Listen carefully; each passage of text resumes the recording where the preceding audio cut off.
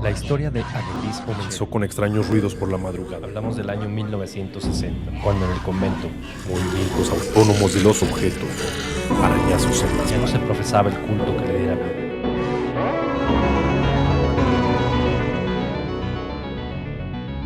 Hablemos de terror.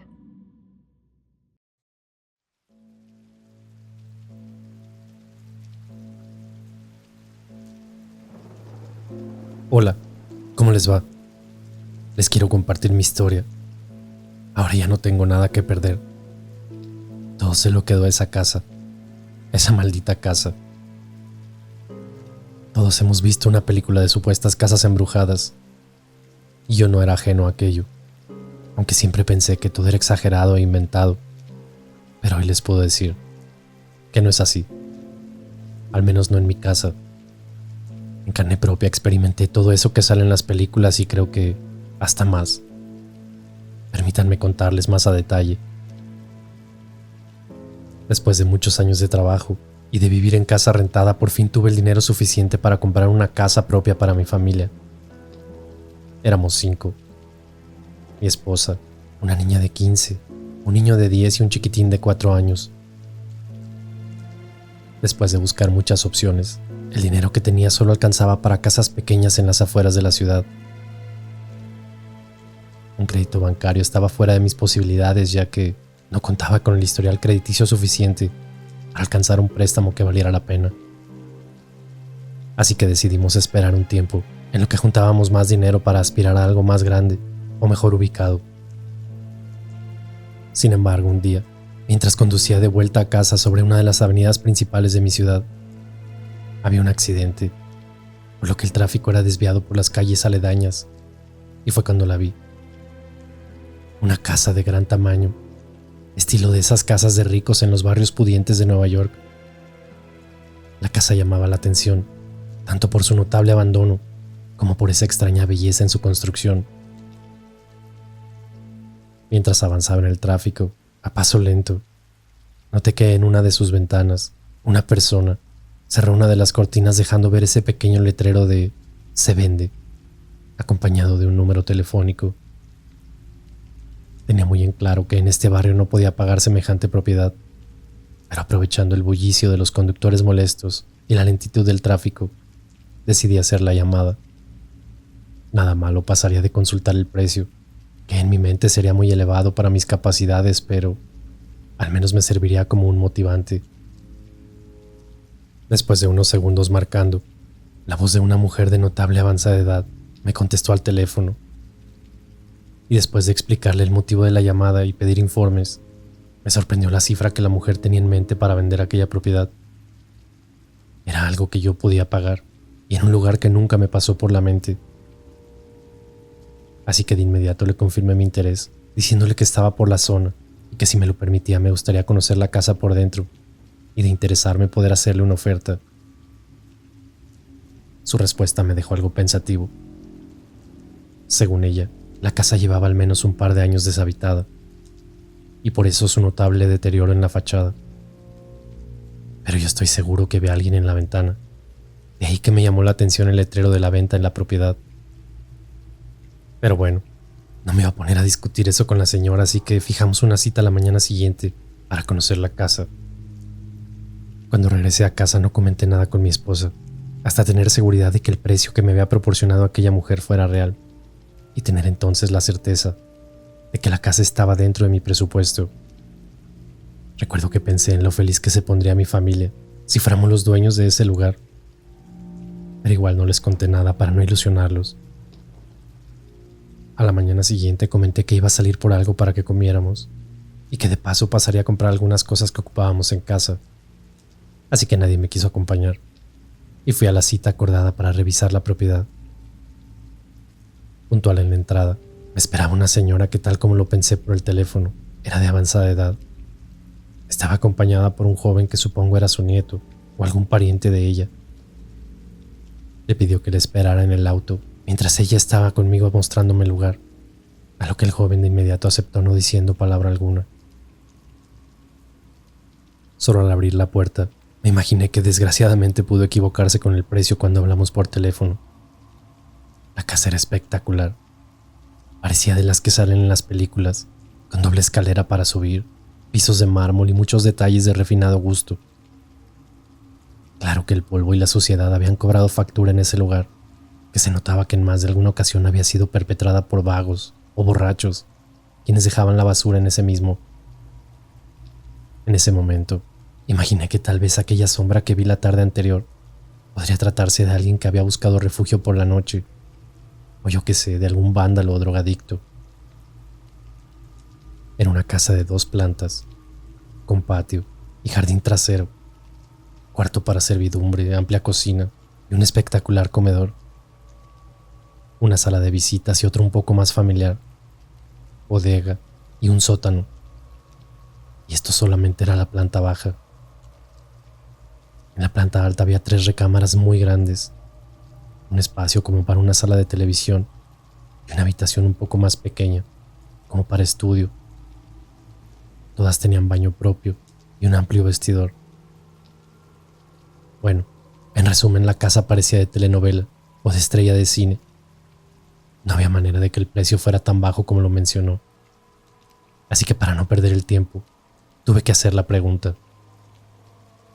Señora, la casa es hermosa y mucho más grande de lo que imaginé, pero hay algo que no me queda claro. Usted ayer me dijo que la casa tenía un precio que no corresponde con lo que estoy viendo. Aquella mujer me miró a los ojos y, como si le costara trabajo aceptarlo, me dijo que no se había equivocado y me reiteró el precio de la vivienda. Una cantidad ridículamente más barata de lo que debería de costar esta propiedad, solo por la ubicación, el tamaño y la construcción. Yo no entendía por qué alguien querría deshacerse de semejante lugar y a ese precio. Pero ella insistió en que ya estaba muy grande, que todos sus hijos ya tenían sus propiedades y que incluso algunos vivían fuera del país. Ella quería el dinero para viajar un poco antes de que ya no pudiera hacerlo, y vivía del otro lado de la ciudad, en una casa más acorde a sus necesidades. Fue lo que ella me dijo. Algo no me cuadraba, y la forma en que me miraba, con unos ojos que mostraban algo de miedo en ellos, me daban una mala espina. Pero una oportunidad como esas no podía dejarse pasar, así que ni siquiera ofrecí menos de lo que pedía. Le dije que tenía el dinero listo para transferirlo, si estaba interesada en venderme la propiedad, siempre y cuando los documentos de la casa estuvieran en orden. Aceptó la oferta y me dijo que inclusive cerca de allí estaba el notario familiar, que si me interesaba podíamos cerrar el trato esa misma mañana. Obviamente acepté y lo seguí hasta aquella oficina donde, después de revisar la documentación y dar fe de que todo fuera legal, aquella propiedad pasaría a ser mía, solo unos días después, ya que se entregara la documentación correspondiente. Al salir de la notaría y con todo arreglado para que la propiedad fuera mía, la señora amablemente me entregó las llaves de la casa. Me dijo que confiaba en que todo saliera bien y, como el dinero ya había sido transferido, el resto eran solo trámites legales. Justo cuando me despedía de aquella mujer, mientras subía al carro, le dije que mi familia se iba a poner muy contenta. ¿Familia? Usted no me dijo que tenía familia. Pensé que tal vez le interesaba la propiedad por algún negocio.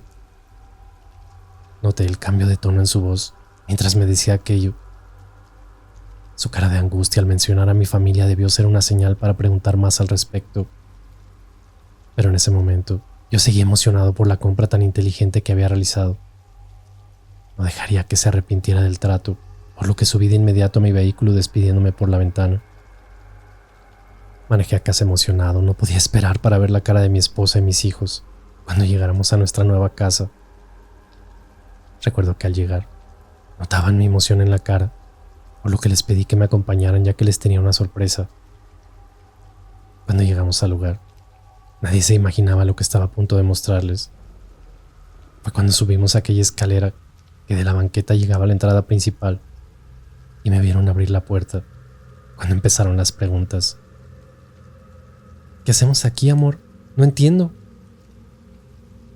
Familia, bienvenidos a nuestra nueva casa. Este lugar es nuestro y, aunque algo sucio, en unos días va a lucir espectacular. Esa fue la última vez que vi contenta y emocionada a mi familia. Los niños corrieron por toda la casa y mi esposa no daba crédito a lo que sucedía. Le conté toda la historia y emocionada me abrazó. Solo una semana después, lo último de nuestras cosas estaban ya en casa y sería oficialmente nuestra primera noche en nuestro nuevo hogar. Ya habíamos limpiado y recogido todo. Seguíamos incrédulos por lo enorme de aquella propiedad. Y esa misma noche comenzó todo. Por la madrugada, extraños ruidos en la planta baja me despertaron. No acostumbrado a los propios ruidos del lugar, me hicieron bajar cuidadoso para ver qué era lo que se escuchaba. Primero escuché como si una puerta se azotara violentamente y después algo como cubiertos que caían al piso. Avancé hacia la cocina, encendiendo todas las luces a mi paso, y me encontré con aquella imagen inusual. La puerta que descendía al sótano se encontraba abierta, y en la cocina parecía como si un huracán hubiese invadido el lugar. Todos los cubiertos se encontraban regados por el suelo de la cocina, y todas las gavetas se encontraban abiertas. Me acerqué a cerrar la puerta que conducía al sótano, y en ese momento, una de las gavetas de la cocina se cerró con violencia, como si alguien lo hubiera hecho a propósito. De inmediato el miedo se apoderó de mi persona. Lo primero que quise imaginarme fue que tal vez alguna corriente de aire pudo cerrar aquella gaveta, pero todavía quedaba el saber cómo es que estaban abiertas y quién había hecho semejante tiradero en la cocina. Eso claramente no podía ser obra de una fuerte corriente de aire. Decidí regresar a la habitación y dejar las cosas así hasta la mañana siguiente. Mientras subía por la escalera, claramente escuché una risa algo macabra que venía como del comedor, como si alguien se estuviera burlando. Ya tenía suficiente con lo sucedido en la cocina, así que decidí no investigar más por esa noche.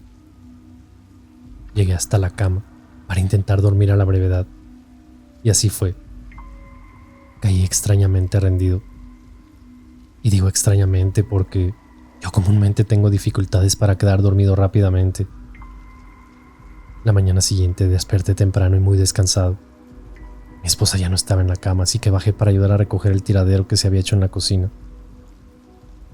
Pero al llegar, todo estaba completamente ordenado, como si no hubiera pasado nada. Amor, me hubieras despertado para ayudarte a recoger el tiradero.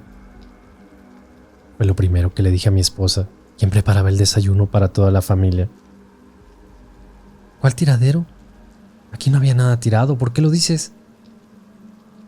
Le conté todo lo sucedido la noche anterior, a lo que incrédula me sugirió que tal vez yo lo había soñado, que ella se había levantado antes que todos en casa y que en la cocina no encontró nada fuera de lugar, solamente la puerta del sótano abierta, pero al intentar cerrarla notó que la chapa no encajaba bien y que tal vez por eso la puerta se abría, ya que no quedaba bien cerrada.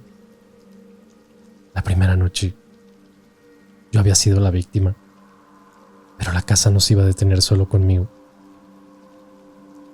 Me fui a trabajar normalmente y regresé a casa a eso de las 7 de la tarde, y fue cuando noté a mi hijo, sentado en la sala, con la mirada perdida y algo cabizbajo.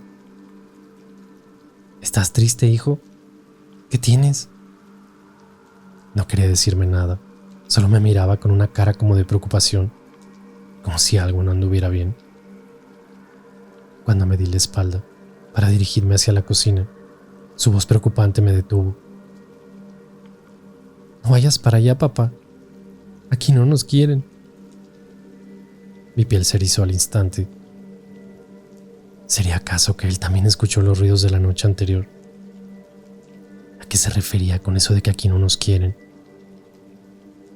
¿De qué hablas, hijo? No vaya a dónde. ¿Quién no nos quiere? Después de tratar de que me contara lo que pasaba, por fin accedió, contándome aquella extraña experiencia que había pasado esa misma tarde. Mientras él se encontraba jugando por toda la casa, escuchó extraños ruidos en la cocina, así que decidió asomarse para ver de qué se trataba. Lo que me contó es algo difícil de creer, pero dada la noche que yo había pasado, no me fue tan extraño. Al parecer, al entrar a la cocina, la puerta que conduce al sótano estaba abierta por completo Siendo un niño no le fue fácil evitar la curiosidad, así que se acercó a la misma para descender por aquella escalera. Me dijo que allá abajo está oscuro y vacío. Se cercioró de aquello al encender la luz de la escalera, la que conduce al sótano. Al recorrer aproximadamente la mitad del camino de la escalera, la puerta se cerró de un azotón y la luz se apagó por completo. Extrañas voces venían de aquel lugar. Entre otras cosas, escuchó frases como: váyanse de aquí, no son bienvenidos. Mientras comenzó a retroceder de espalda hacia la puerta que dirige a la cocina, la escalera comenzó a temblar y sintió como si alguien lo hubiera sujetado del brazo mientras se jalaba hacia arriba. Una voz en su oído le dijo: Todos eran míos. Mientras me contó todo lo sucedido, rompió en llanto y me mostró su brazo izquierdo, donde a la altura del antebrazo tenía una serie de rasguños o arañazos. Lo abracé y le dije que se subiera a su habitación, que todo iba a estar bien. Fue entonces que mi esposa entró a la cocina para decirme que ya sabía por qué la casa estaba así de barata, que debíamos hablar. Solo llevábamos un par de días en ese lugar y ya era una pesadilla, pero apenas iba comenzando.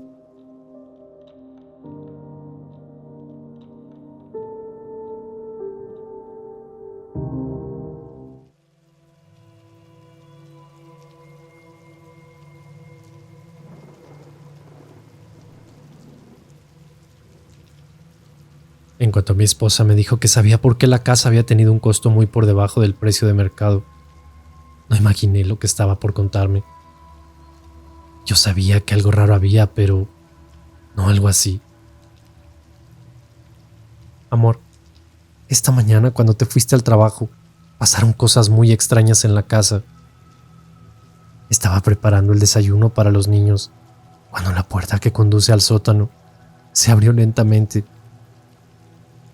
Al principio no le di mucha importancia, porque como ya te había comentado, la chapa de la puerta no funciona correctamente, así que pensé que era por eso.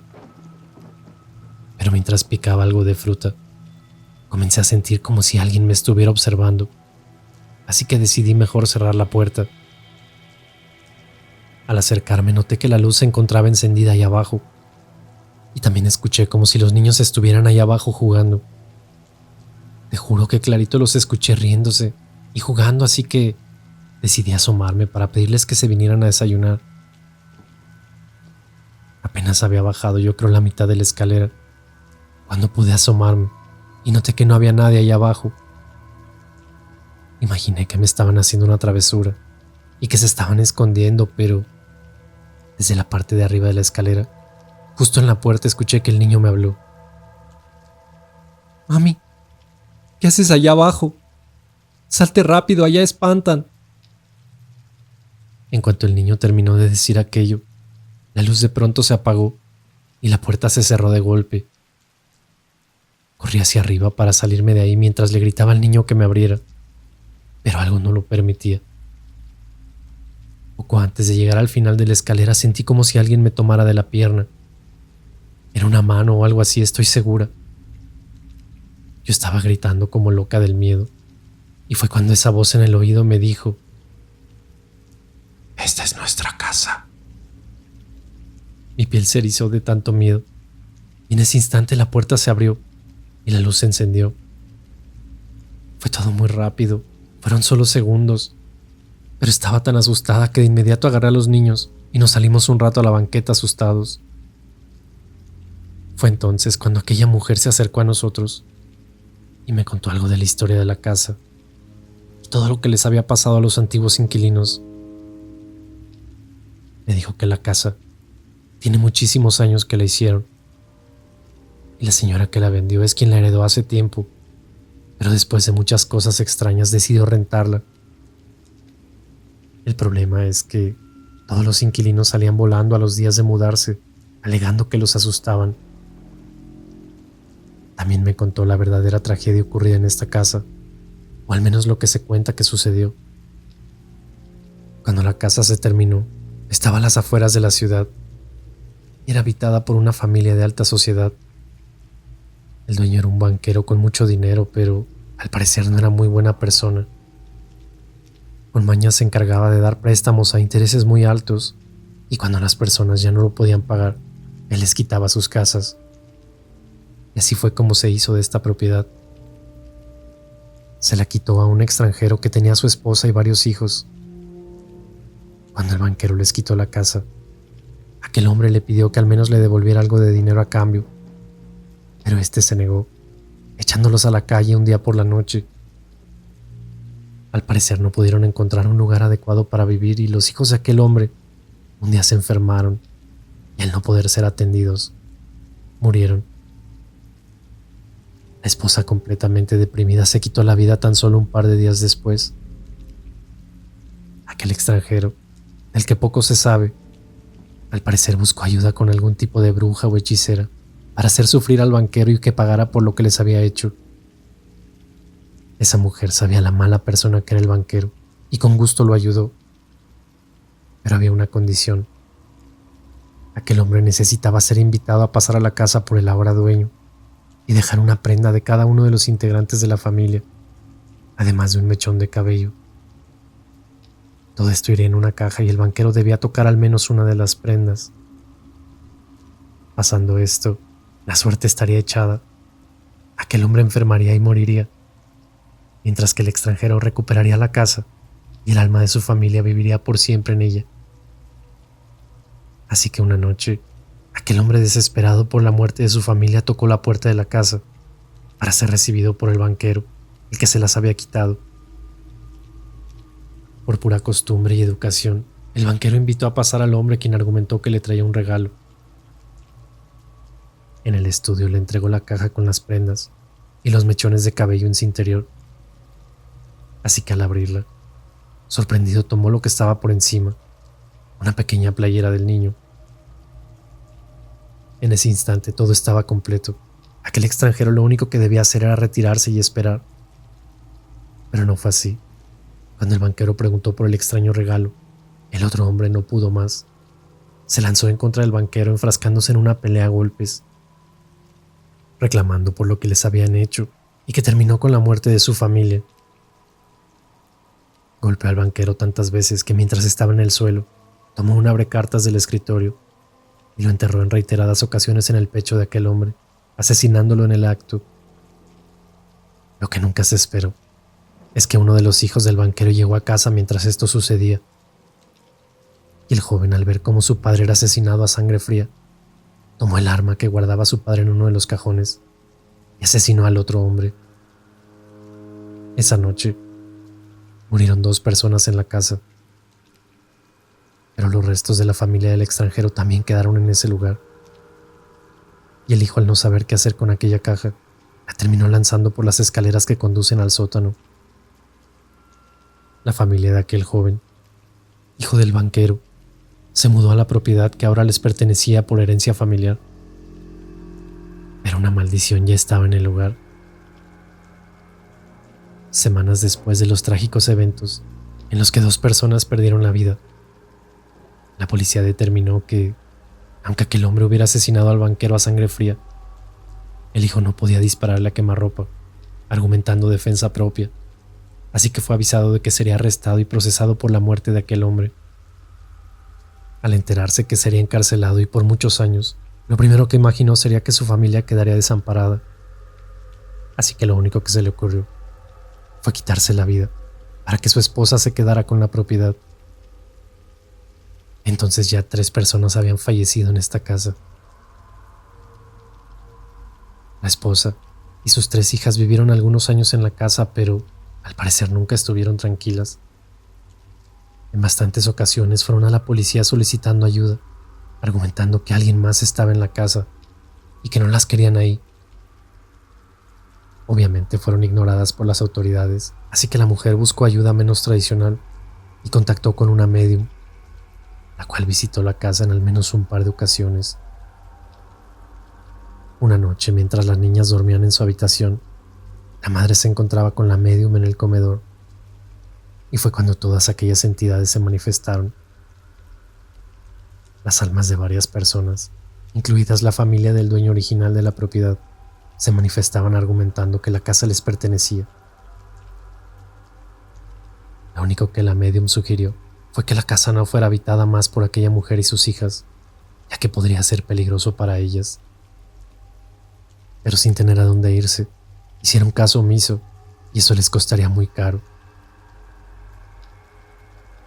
Un día, mientras la madre cocinaba, una de las niñas decidió asomarse por la puerta que conducía al sótano y supuestamente después de escuchar una voz que le invitaba a jugar, descendió por la escalera, pero a medio camino tropezó cayéndose por los escalones y perdiendo la vida. Esto obviamente desencadenó una crisis nerviosa en la mujer, la cual fue hospitalizada en un instituto mental para fallecer años más tarde en extrañas condiciones. Las niñas fueron a vivir con unos familiares, pero una de ellas dos falleció también después. Y eso nos deja solo con una niña. Esa niña vivió con unos parientes, quienes la criaron y fueron su albacea hasta que cumplió la mayoría de edad, y se hizo con lo que había heredado. Exactamente, esta casa. Esa niña es la viejita que te vendió la casa, amor. La señora que me contó toda la historia me dijo que la dueña de la casa intentó vivir aquí un tiempo, pero que nunca se quedaba más de una semana, que de pronto el lugar permanecía abandonado por muchos meses, que cuando la volvió a ver se enteró de que estaba casada y tenía hijos, que en una ocasión estuvieron unas semanas viviendo aquí, pero que uno de sus hijos se resbaló en las escaleras y se murió.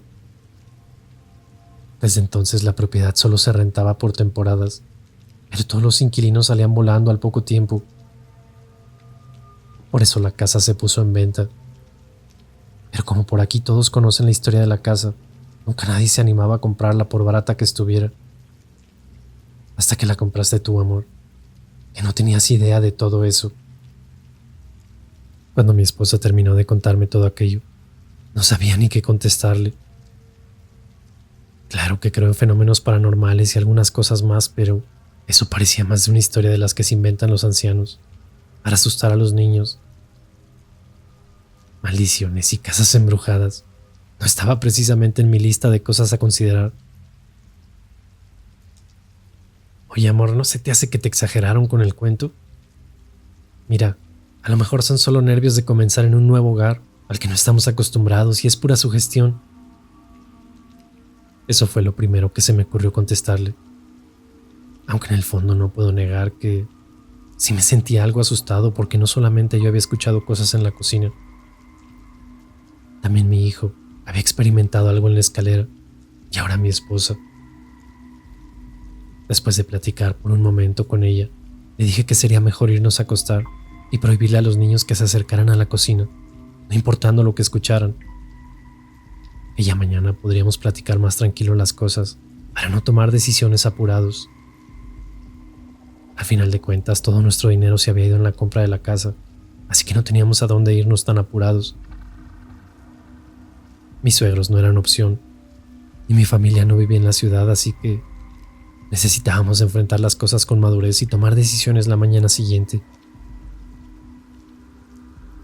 Y así comenzó la tercera noche en casa. Esa noche los ruidos nos hicieron esperar. El problema es que ahora no fue la cocina, sino uno de los cuartos de mis hijos. Recuerdo que apenas pasada la medianoche, el fuerte grito de mi hija nos levantó de la cama de un salto. No alcancé a ponerme ni sandalias cuando me fui corriendo hacia su habitación, donde mi hija se encontraba en el suelo, abrazando sus piernas, temblando de miedo. ¿Qué pasó, hija? ¿Qué tienes? Papá, alguien me tiró de la cama. Estaba dormida y sentí que me jalaron las cobijas. Cuando las jalé de nuevo, alguien estaba acostado aquí a mi lado. Era una niña. Se veía como si estuviera muerta. Los ojos se le veían morados y su piel lucía como gris. Yo no podía moverme del miedo, papá. Primero me sonrió, como si todo estuviera bien, pero en un instante su cara cambió. La sonrisa cambió por una cara de molestia y enojo, y me me lanzó de la cama con una fuerza inexplicable. Y solo me dijo que esta era su casa, que me fuera de aquí. Tengo miedo, papá. ¿Qué está pasando en la casa? Mi hermano hace rato me dijo que en el sótano hay fantasmas, pero yo pensé que lo hacía por asustarme. Tranquila, hija. Vente a dormir a nuestro cuarto. Te prometo que yo mañana a primera hora buscaré una explicación a lo que pasa. Mientras caminábamos por el pasillo, de regreso a la habitación principal, escuché a mi pequeño, el de 4 añitos, hablando en voz baja dentro de su habitación, la que compartía con su hermano. Primero solo escuché su voz y pensé que hablaba con su hermano, pero en ese momento escuché una extraña voz sugiriendo que bajara al sótano, que allí había muchos niños para jugar todos juntos. Lo más extraño es que la voz que escuché era como de niña. Abrí de inmediato la puerta y mi pequeño estaba al pie de su cama, con la mirada hacia el suelo como si hablara con alguien más. En la otra cama mi otro hijo dormía profundamente, pero cuando giré la mirada hacia la cama de mi hijo, puedo jurar que vi a alguien más parado al pie de su cama. No estoy seguro de lo que vi, pero parecía un niño, o al menos eso creo. En lo que parpadeé, ya no había nadie ahí. No podía quedarme sin hacer nada, pero era muy noche para salirnos, así que decidí que todos durmiéramos en la habitación principal, al menos por esa noche, y ya por la mañana tratar de encontrar respuestas. Mientras todos dormíamos en mi cuarto, unos violentos ruidos me despertaron nuevamente. Esta vez no vi la hora, pero imagino que ya serían las 4 o 5 de la mañana. En la planta baja se escuchaban ruidos como si alguien estuviera rompiendo cosas en el comedor. Abracé a mi familia mientras dormían y decidí no bajar hasta el amanecer. Cuando bajamos no fui el único testigo de aquello. Mi esposa y los niños me acompañaron para descubrir cómo todas las sillas del comedor habían sido sacudidas. Estaban tiradas por la sala. No podíamos seguir así, pero no teníamos a dónde ir. Así que esa mañana tuve que pedir ayuda.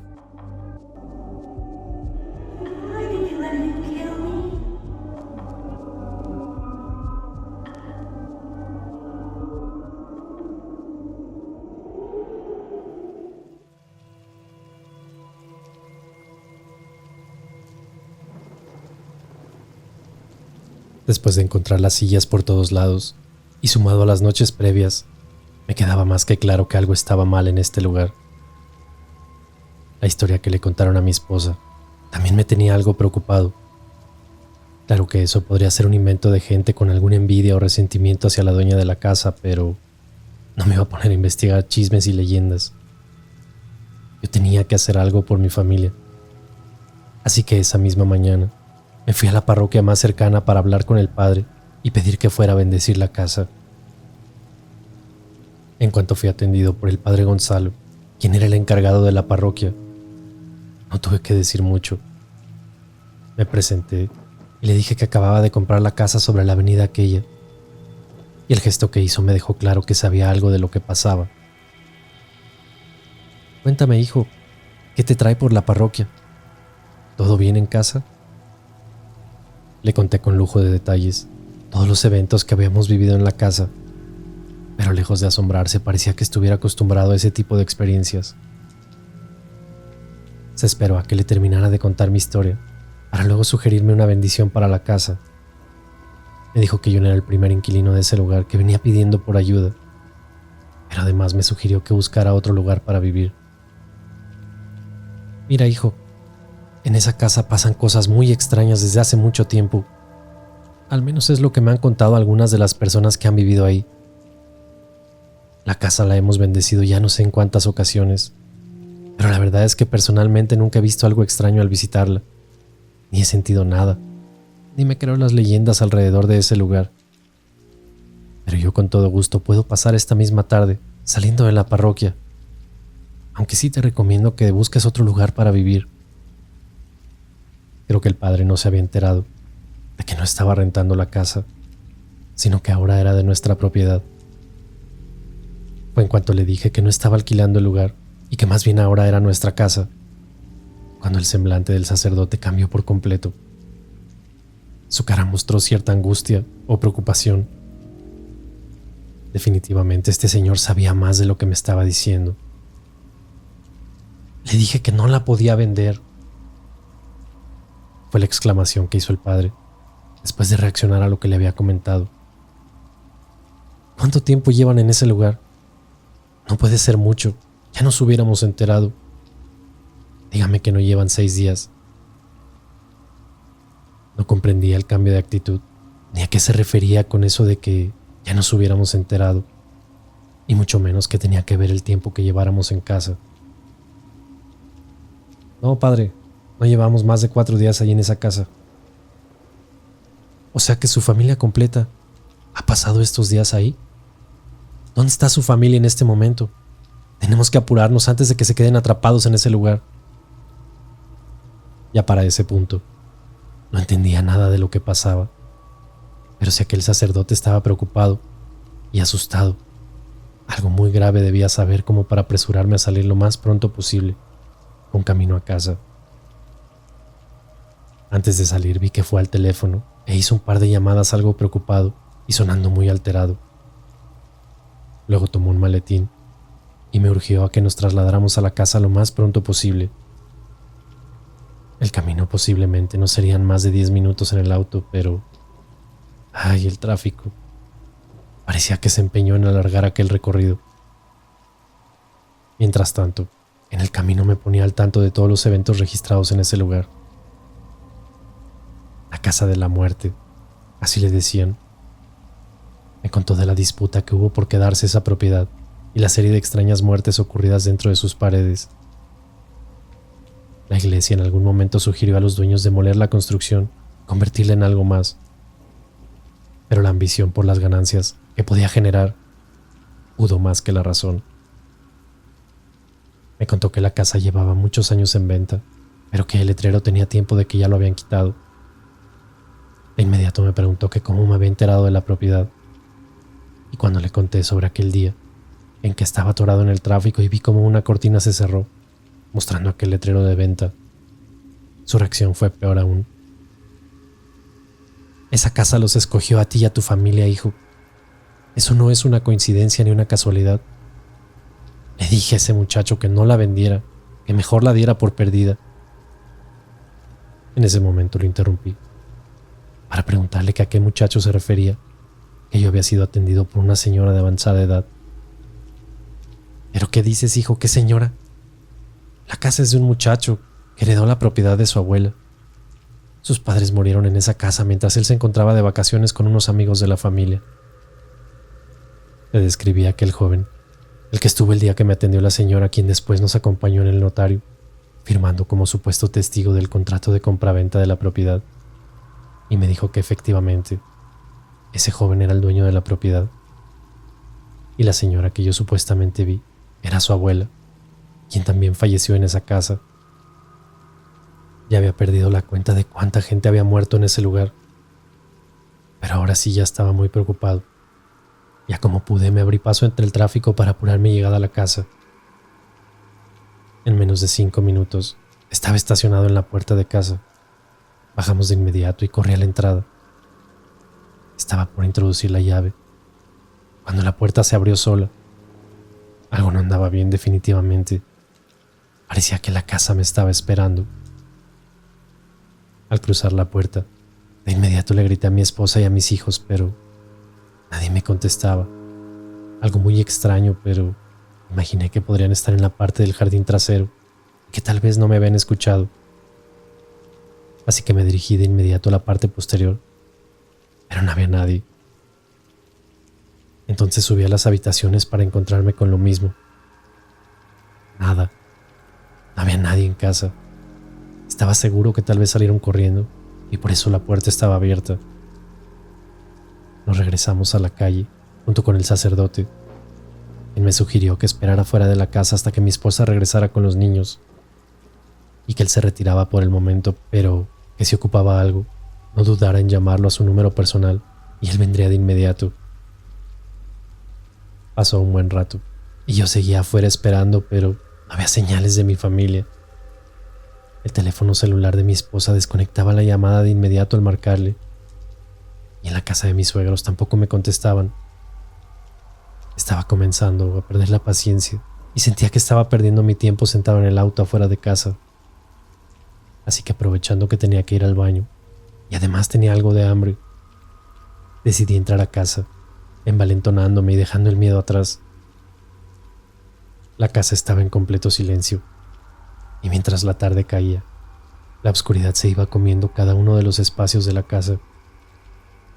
Recuerdo que al salir del baño me recargué en la cama un rato y, sin darme cuenta, quedé dormido al menos un par de horas. No sé si entre sueños o ya despierto, unos extraños susurros me pusieron en alerta. Provenían de la planta baja, así que de inmediato me incorporé de la cama, pensando que mi familia había vuelto a casa. Bajé las escaleras de inmediato, pero aún no había nadie. Entré a la cocina y fue cuando aquello sucedió.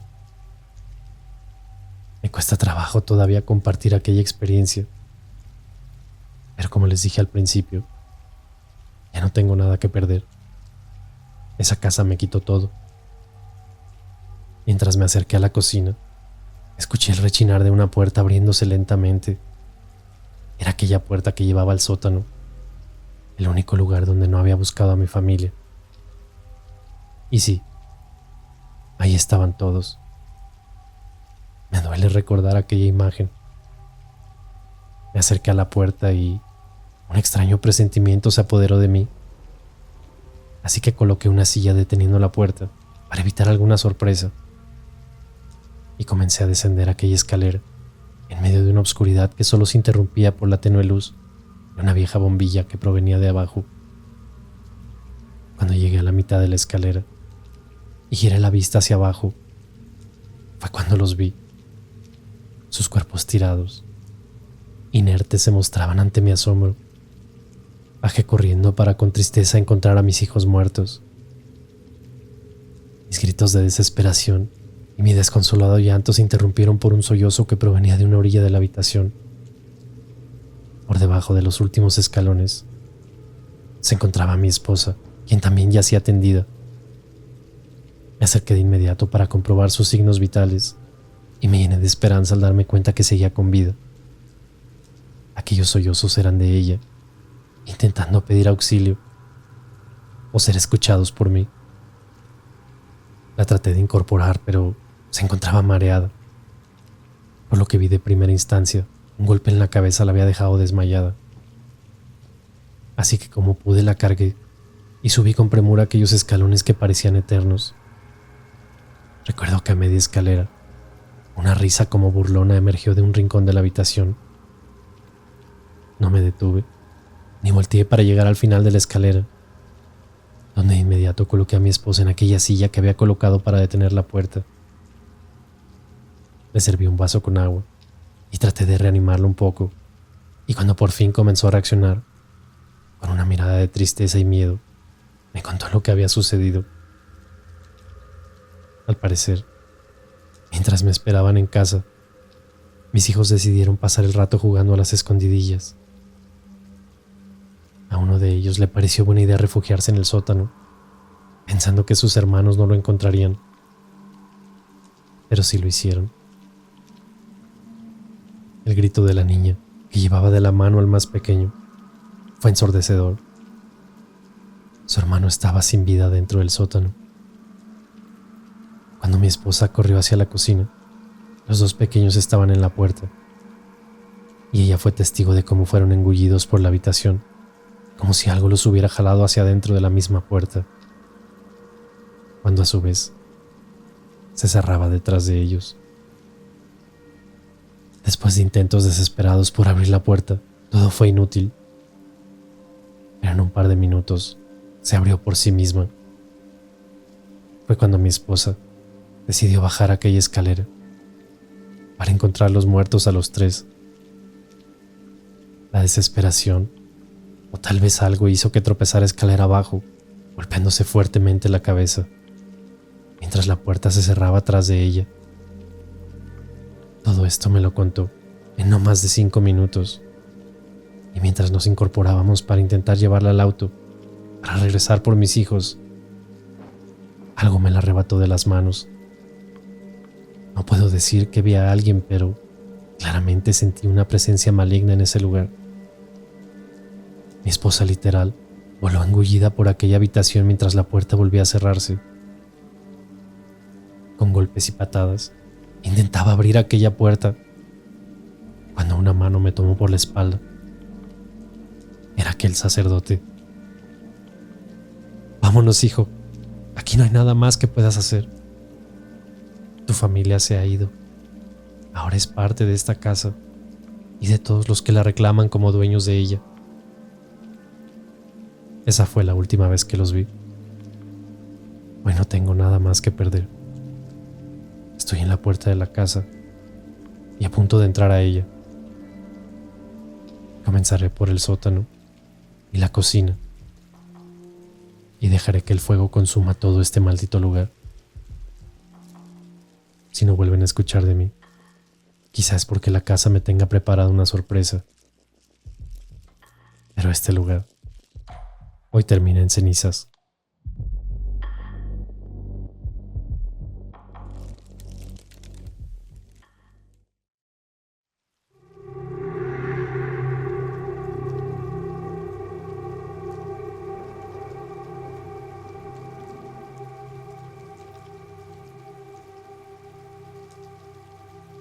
No era la primera noche que sus rezos me desvelaban. Ahí estaba, una noche más de las tantas que llevaba encerrándose ahí dentro, en aquella habitación, destinada a ser un lugar de trabajo o estudio, y que había convertido en estos meses de cuarentena en un verdadero altar, en su iglesia personal. Esta vez no rezaba del todo. Entre dormido podía escuchar sus conversaciones con aquel crucifijo en la pared. Hasta la sentía reír en momentos, en susurros, pero reía, sosteniendo una especie de conversación unilateral y amena con Dios. Fue ahí cuando comprendí que mi esposa estaba llevando todo esto de su fe y religión a un nivel inesperado, casi bordeando la locura. Al menos eso pensaba, hasta que fui parte de algo tan siniestro y espeluznante que nadie lo creería de no vivirlo en carne propia. Aún así, sigo sin entender ni dar cuenta de los sucesos que comparto con ustedes. Prometo no contarle a nadie, mi Señor. Me entregaré en cuerpo y alma solo a ti. Solo tú eres lo más grande, mi Señor. Fue lo que alcancé a escuchar cuando silente y en puntillas me acerqué a la puerta de aquel cuarto.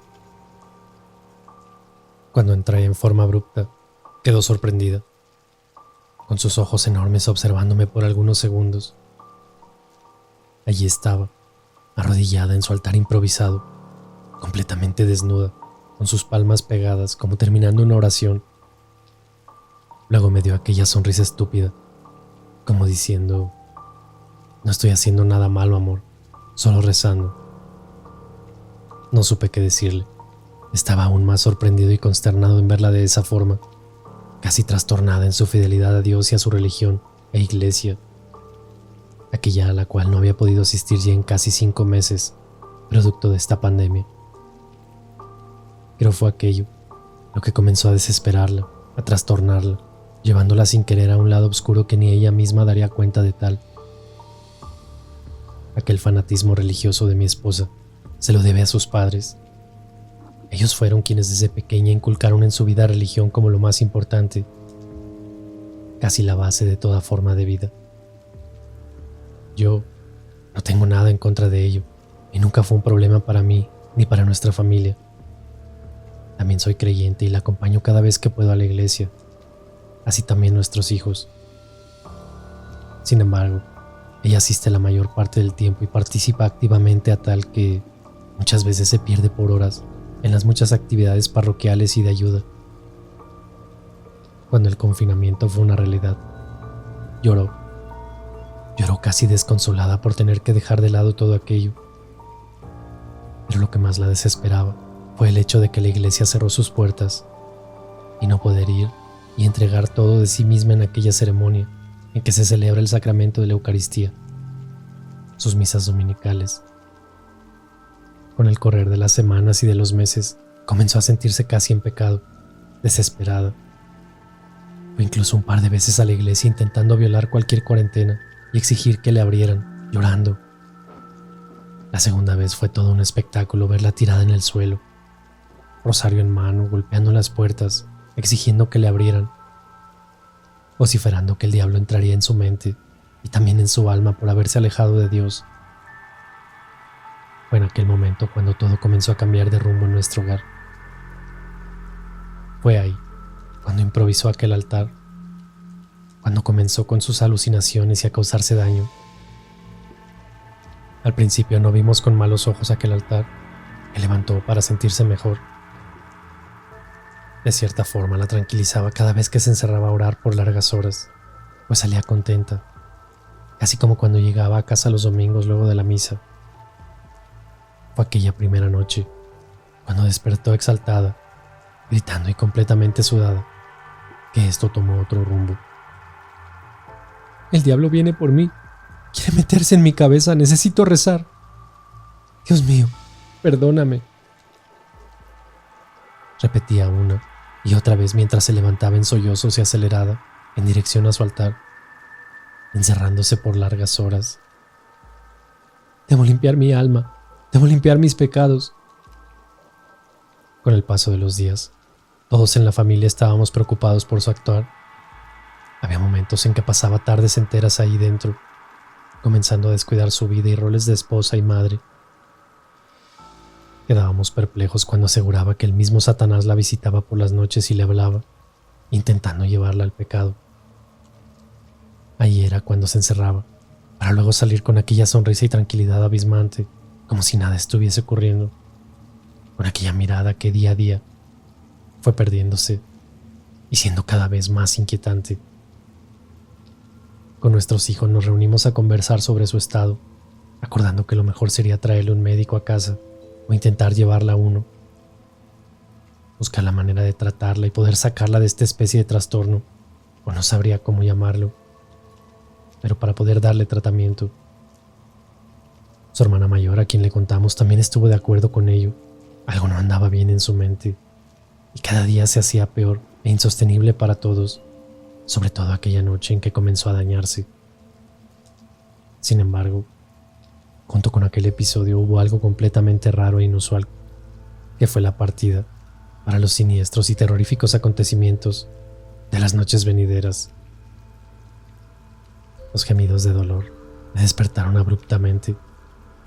También a nuestros hijos. Eran casi en susurros, como que intentaba cubrir su boca con sus manos para que no la escucháramos. Encerrada en aquella habitación, estaba desde hace bastantes horas atrás. Los gemidos eran acompañados de extraños golpes que nos dejaron por algunos segundos varados junto a la puerta, temerosos de entrar. Pero cuando la abrí, lentamente el espanto se apoderó de todos, quedando gélidos y horrorizados por lo que teníamos frente a nuestros ojos.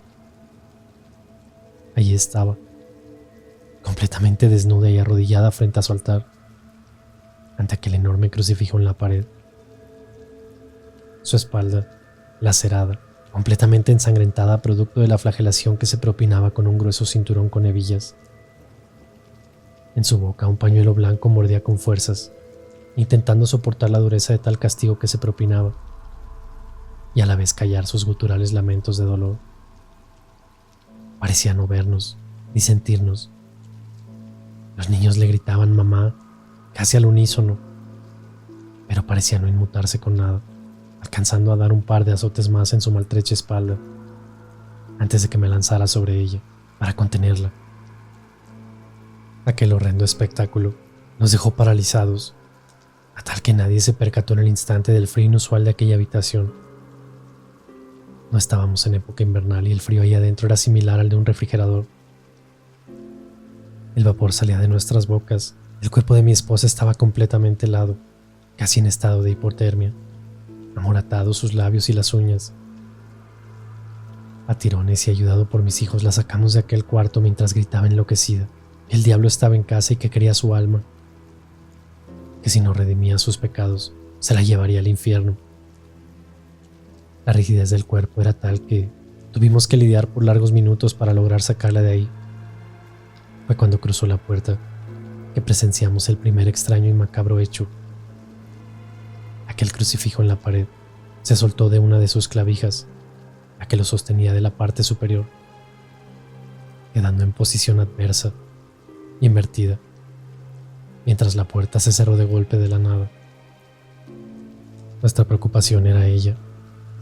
Por eso fue con las horas posteriores que recién hablamos de aquel terrorífico evento. La ambulancia tardó un poco en llegar, y fue casi una hora que estuvieron en casa, inyectando calmantes y curando sus heridas causadas por su pavorosa autoflagelación. El médico habló con nosotros por separado, y en sus ojos podía notar las dudas sobre el origen de sus heridas.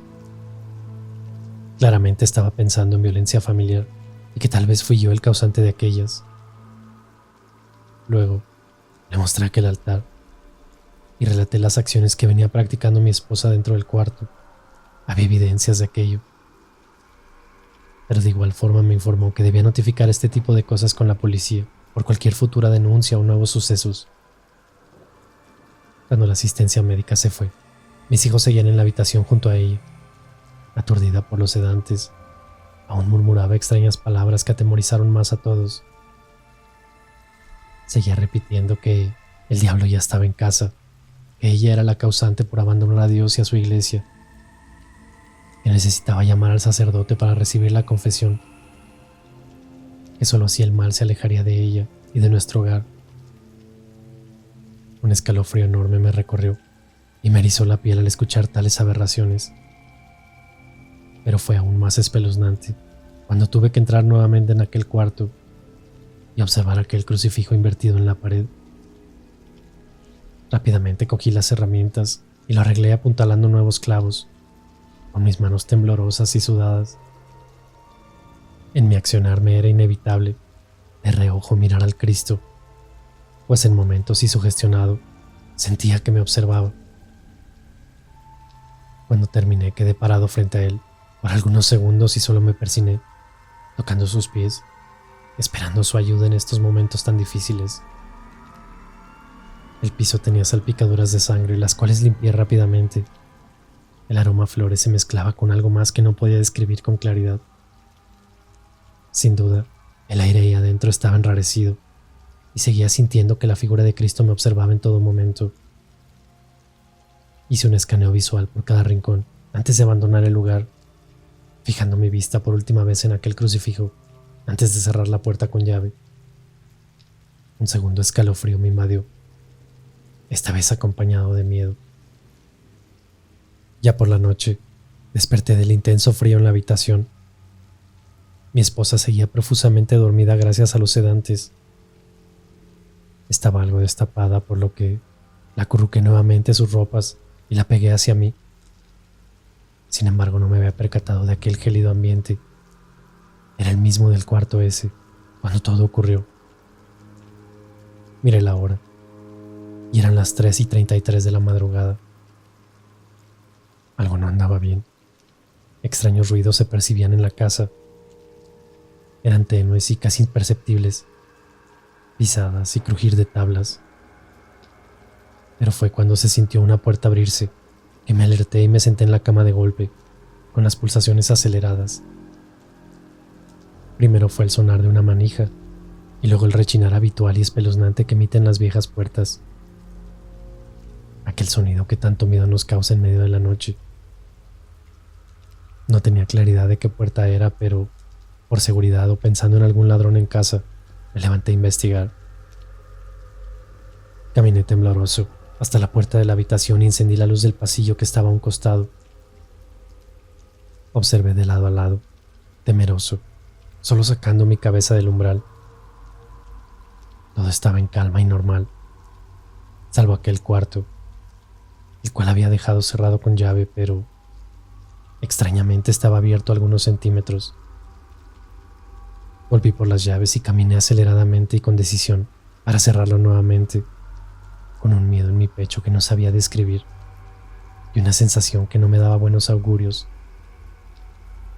Cuando llegué frente a él, abrí por completo la puerta, como atraído por algo.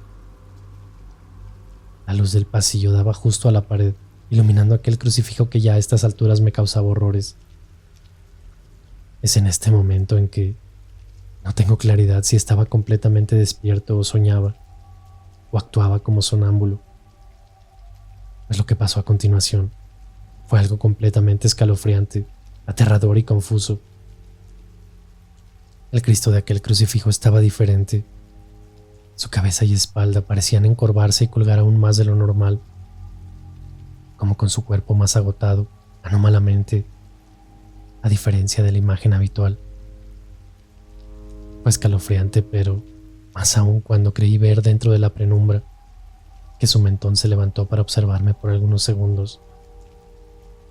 Luego una voz replicó en mis oídos, casi dentro de mi cabeza: ¿Crees que es tu Dios lo que cuelga de la pared? Fue lo que me hizo explotar la cabeza y huir despavorido, horrorizado, con rumbo a la habitación. Llegué al cuarto aturdido, mareado y con aquella siniestra y demoníaca voz aún resonando en mis oídos. Sentí que perdía mis sentidos y la razón. Me acosté como pude, temblando, con mis pulsaciones aceleradas y mis manos frías que sudaban.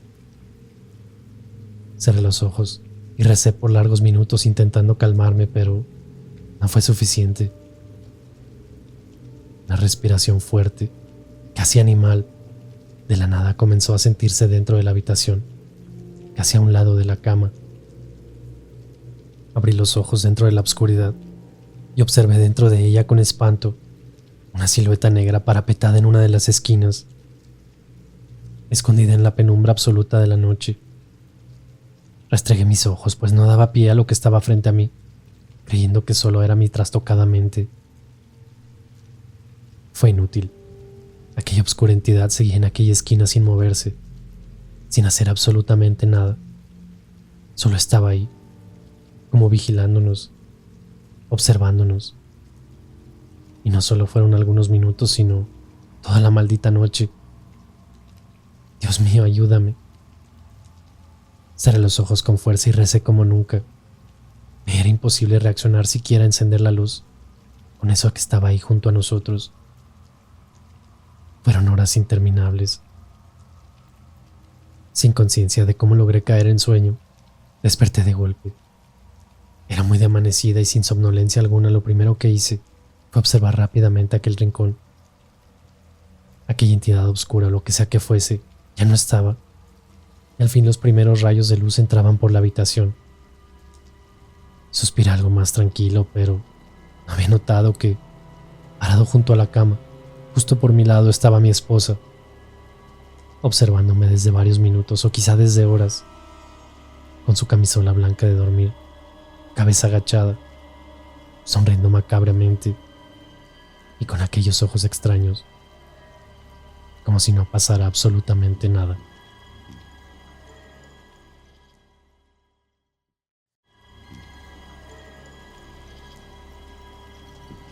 Con todo esto, ya ni los momentos en la mesa eran los de antes. Aquellos diálogos y risas amenas a la hora del desayuno, almuerzo o cena se transformaron en un silencio ensordecedor y a la vez inquietantes e incómodos.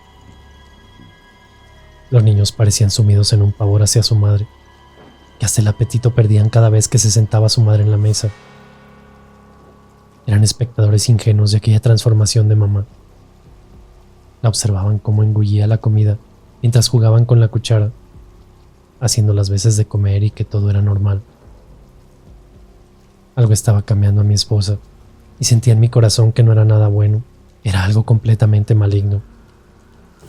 Aquel almuerzo de domingo fue todo más pavoroso. Justo al momento de orar por los alimentos, aquella costumbre de agradecimiento instaurada desde siempre en nuestra familia, pidió tomarnos de las manos como era habitual.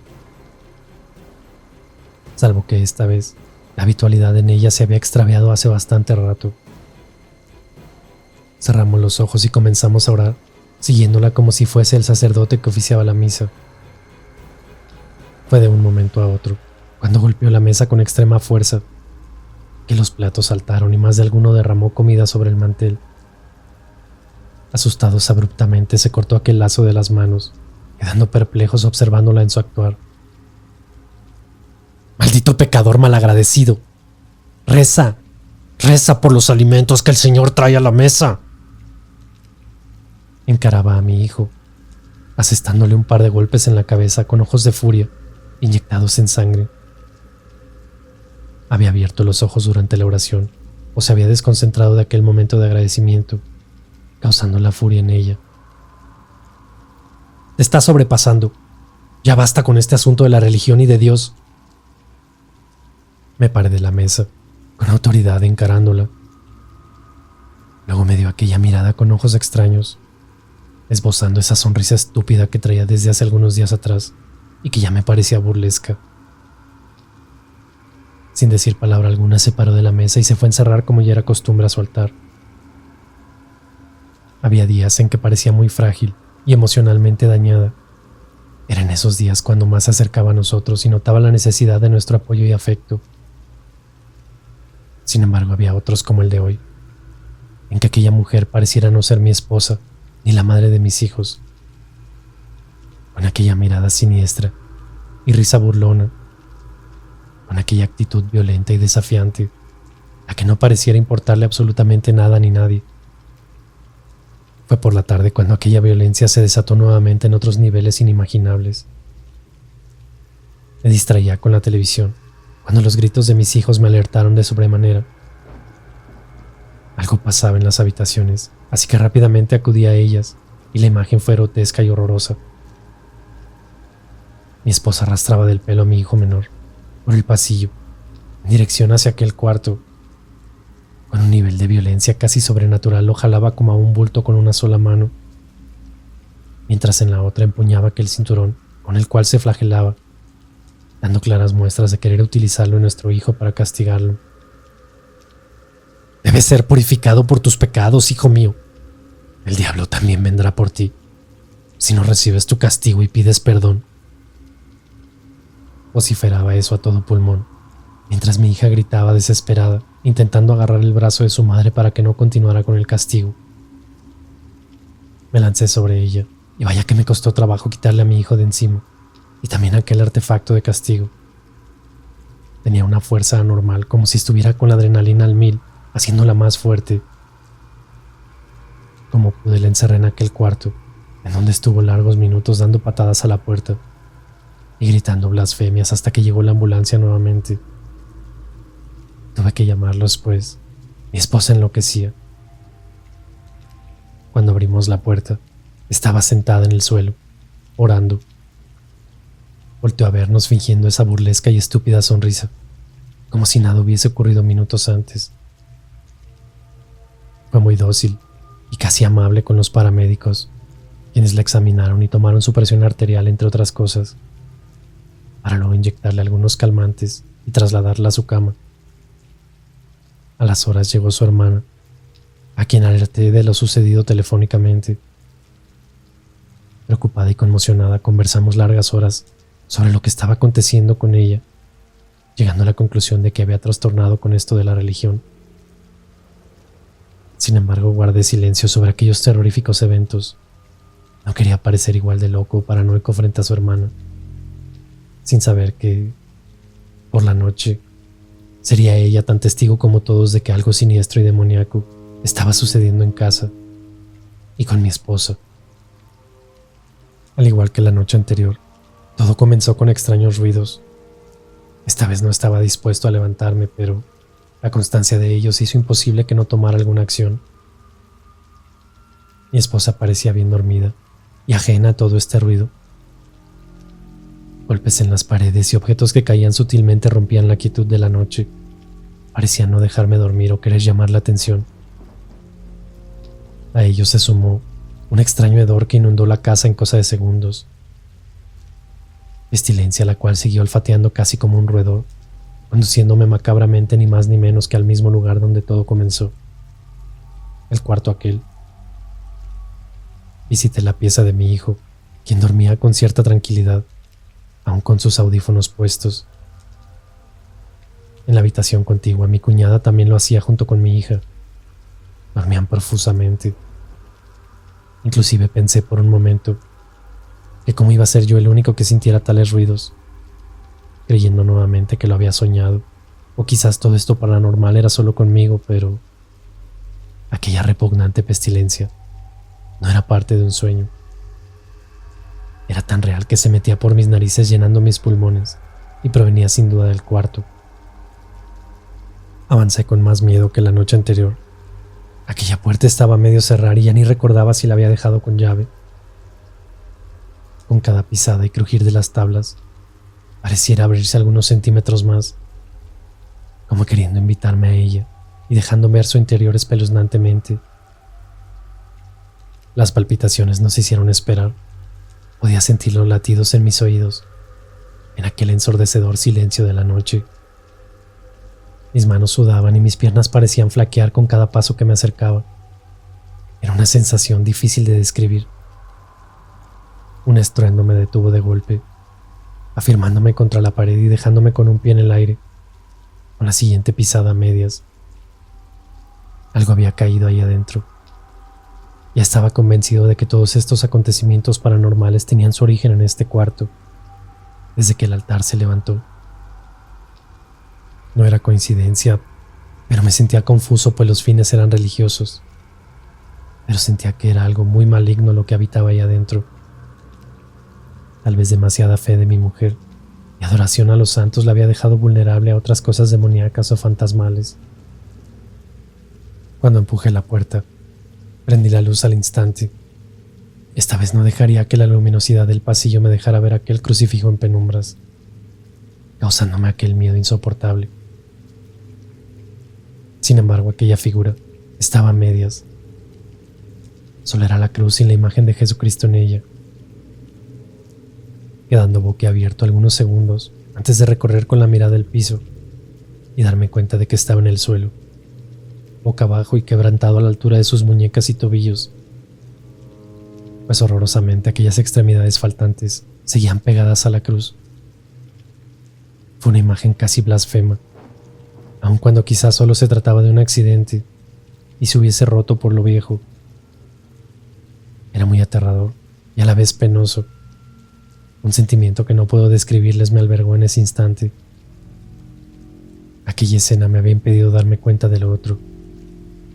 Las flores de aquel altar, que casi a diario mi esposa cambiaba, yacían todas podridas, marchitas y obscuras. El agua de los frascos podrida era al parecer la causa de la pestilencia en el ambiente y de que cientos de moscas aparecieran de la nada para decorar el lugar. Tiré rápidamente toda la basura, incluido frascos, y luego desclavé aquella cruz de la pared. Mientras accionaba, pensaba que Jesucristo ni en imagen debía estar en ese estado, así que lo levanté y puse ambas cosas sobre uno de los cajones del cuarto, para luego retornar a la cama pensando en que a primera hora llamaría al párroco para pedirle ayuda, convencido de que algo malo habitaba la casa. Dormí tan solo 1 hora, o quizá menos, cuando di cuenta de que mi esposa no estaba a mi lado. Traspuesto me enderecé para cerciorarme de aquello, pero encontré en la habitación algo aún más horrendo y espeluznante, tan irreal o inimaginable que creo hasta ahora que fue como una pesadilla horrible, una imagen segundos antes de despertar. Algo se arrastraba por el piso. Al principio solo pude ver una masa o cuerpo reptante, pensando incluso que era mi esposa, pero cuando restregué mis ojos, observé con espanto la escena casi sobrecogedora, pero a la vez la más espeluznante que alguien puede ver en su vida. Era un cuerpo sin manos ni pies, imposibilitado de sostenerse en pie, quien con sus muñones intentaba empujar sobre las tablas para trasladar su cuerpo inerte, que expelía un hedor horrendo a muerte. Susurraba ciertos alaridos de dolor, pero a la vez también reía de forma macabra por momentos. No sé cómo prendí la luz rápidamente, pues estaba petrificado con aquella imagen que se esfumó en el aire cuando el cuarto se iluminó, como que aquello nunca estuvo ahí, como si fuera solo un sueño o lo imaginé. Mi respiración seguía agitada y mi corazón palpitaba tan fuerte que pensé que me daría un ataque. Me dije a mí mismo que solo era una pesadilla y trataba de convencerme de aquello, cuando a mis espaldas y por el lado contrario de la cama aparece la figura de mi esposa, dándome otro gran susto. «No debiste bajarlo, debiste repararlo», me gritó con fuerzas y con una voz extraña no propia de ella. Tragué saliva y luego prosiguió. «Nuestro Señor nos abandonó por pecadores. Ahora solo el diablo habita este lugar. Todos seremos castigados». Choqueado luego de sus palabras, me enseñaba sus manos completamente ensangrentadas. Enormes laceraciones se había infligido en ellas con un desatornillador que sostenía a medias. No tuve tiempo para recriminaciones, encararla o atender qué pasaba realmente. Fui por una toalla para envolver sus manos y las heridas que goteaban y tenían de rojo nuestras sábanas. Estaba como poseída, pues no reaccionaba ni emitía muestras de dolor alguno. Solo tiritaba y me hablaba repetidamente en murmullos, que ella era la culpable y que el diablo mismo había venido por su alma, que no nos dejaría en paz hasta llevársela, que necesitaba la confesión y el perdón de Dios, que requería ir cuanto antes a la iglesia. El demonio la quemaba por dentro. En instantes todos estaban despiertos en casa, mis hijos sumidos en el llanto y pena, también mi cuñada con desesperación y confusión. Ella trabajaba en un hogar de ancianos y tenía conocimientos médicos, por tanto ayudó con las heridas, las cuales por cierto no fueron tan profundas como parecían. Luego de largos minutos pareció calmarse, trasladándola nuevamente a la cama, en donde cerró los ojos y pareció caer en sueño. Mi cuñada no daba cuenta de la autoflagelación ni hasta dónde podía llegar esta locura. Tampoco podía discutirle algo diferente, pues no había presencia ninguna de los espeluznantes episodios en la casa. Sin embargo, fueron sus propios ojos los que dieron cuenta una hora más tarde que su hermana estaba siendo víctima de algo completamente paranormal o salida de las peores películas de posesiones. Luego del incidente nos quedamos en la cocina bebiendo un poco de café, dejando descansar a mi esposa y conversando de lo que haríamos.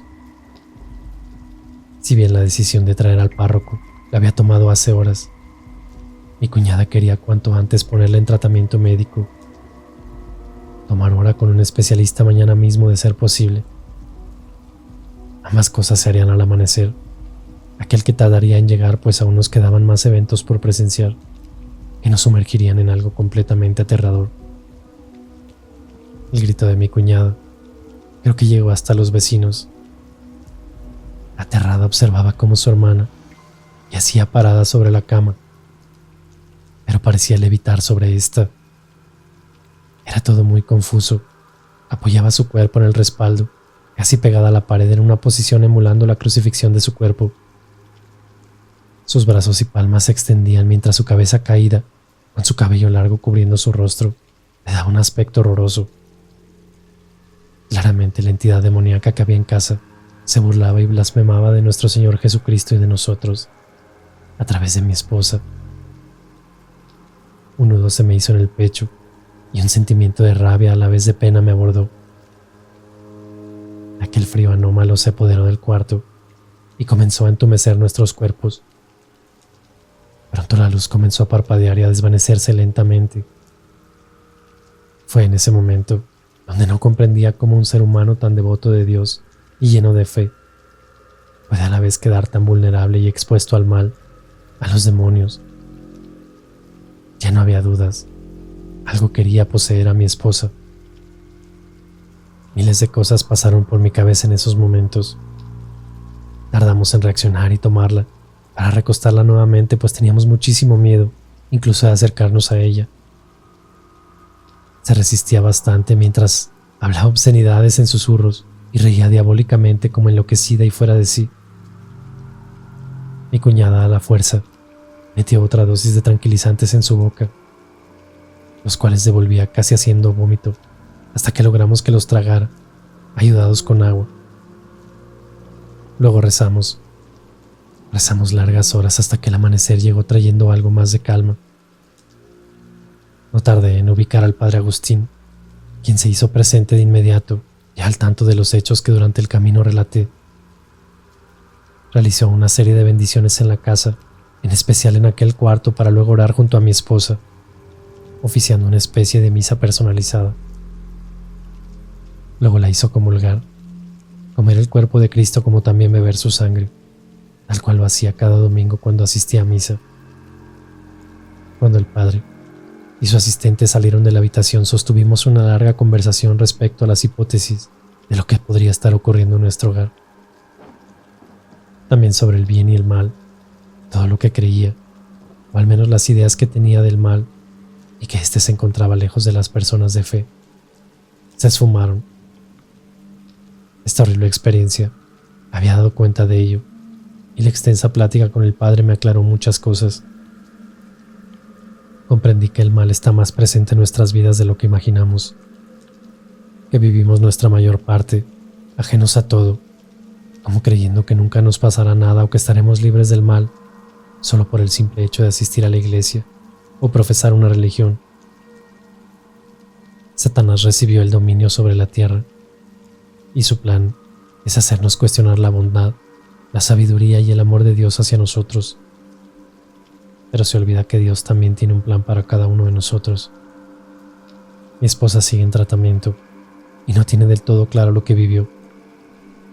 Menos recuerda con exactitud los acontecimientos.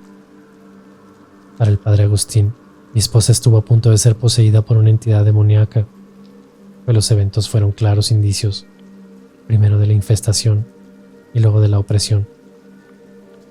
Gracias a Dios y al Padre, quien siguió ayudando a mi esposa durante largos meses, no pasó a más. Luego de 6 meses y con la salida del confinamiento, volvimos a la iglesia y ello le ha ayudado a recuperarse más rápido de este magro momento.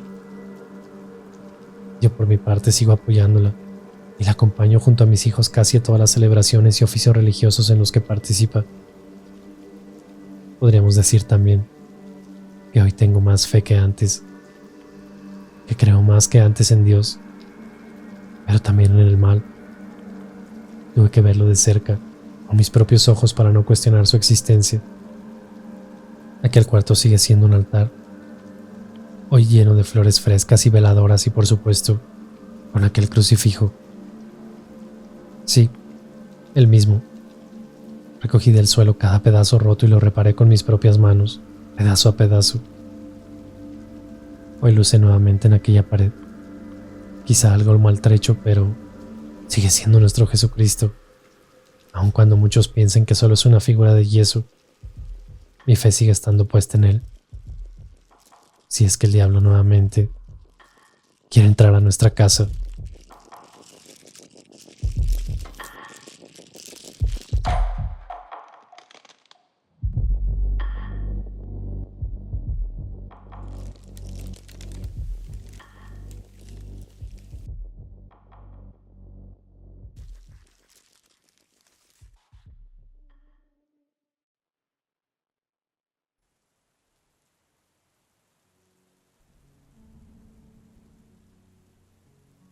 Esta es la historia de Mariana y Juventino de Muñoz, la pareja más famosa de enamorados de la Nueva España.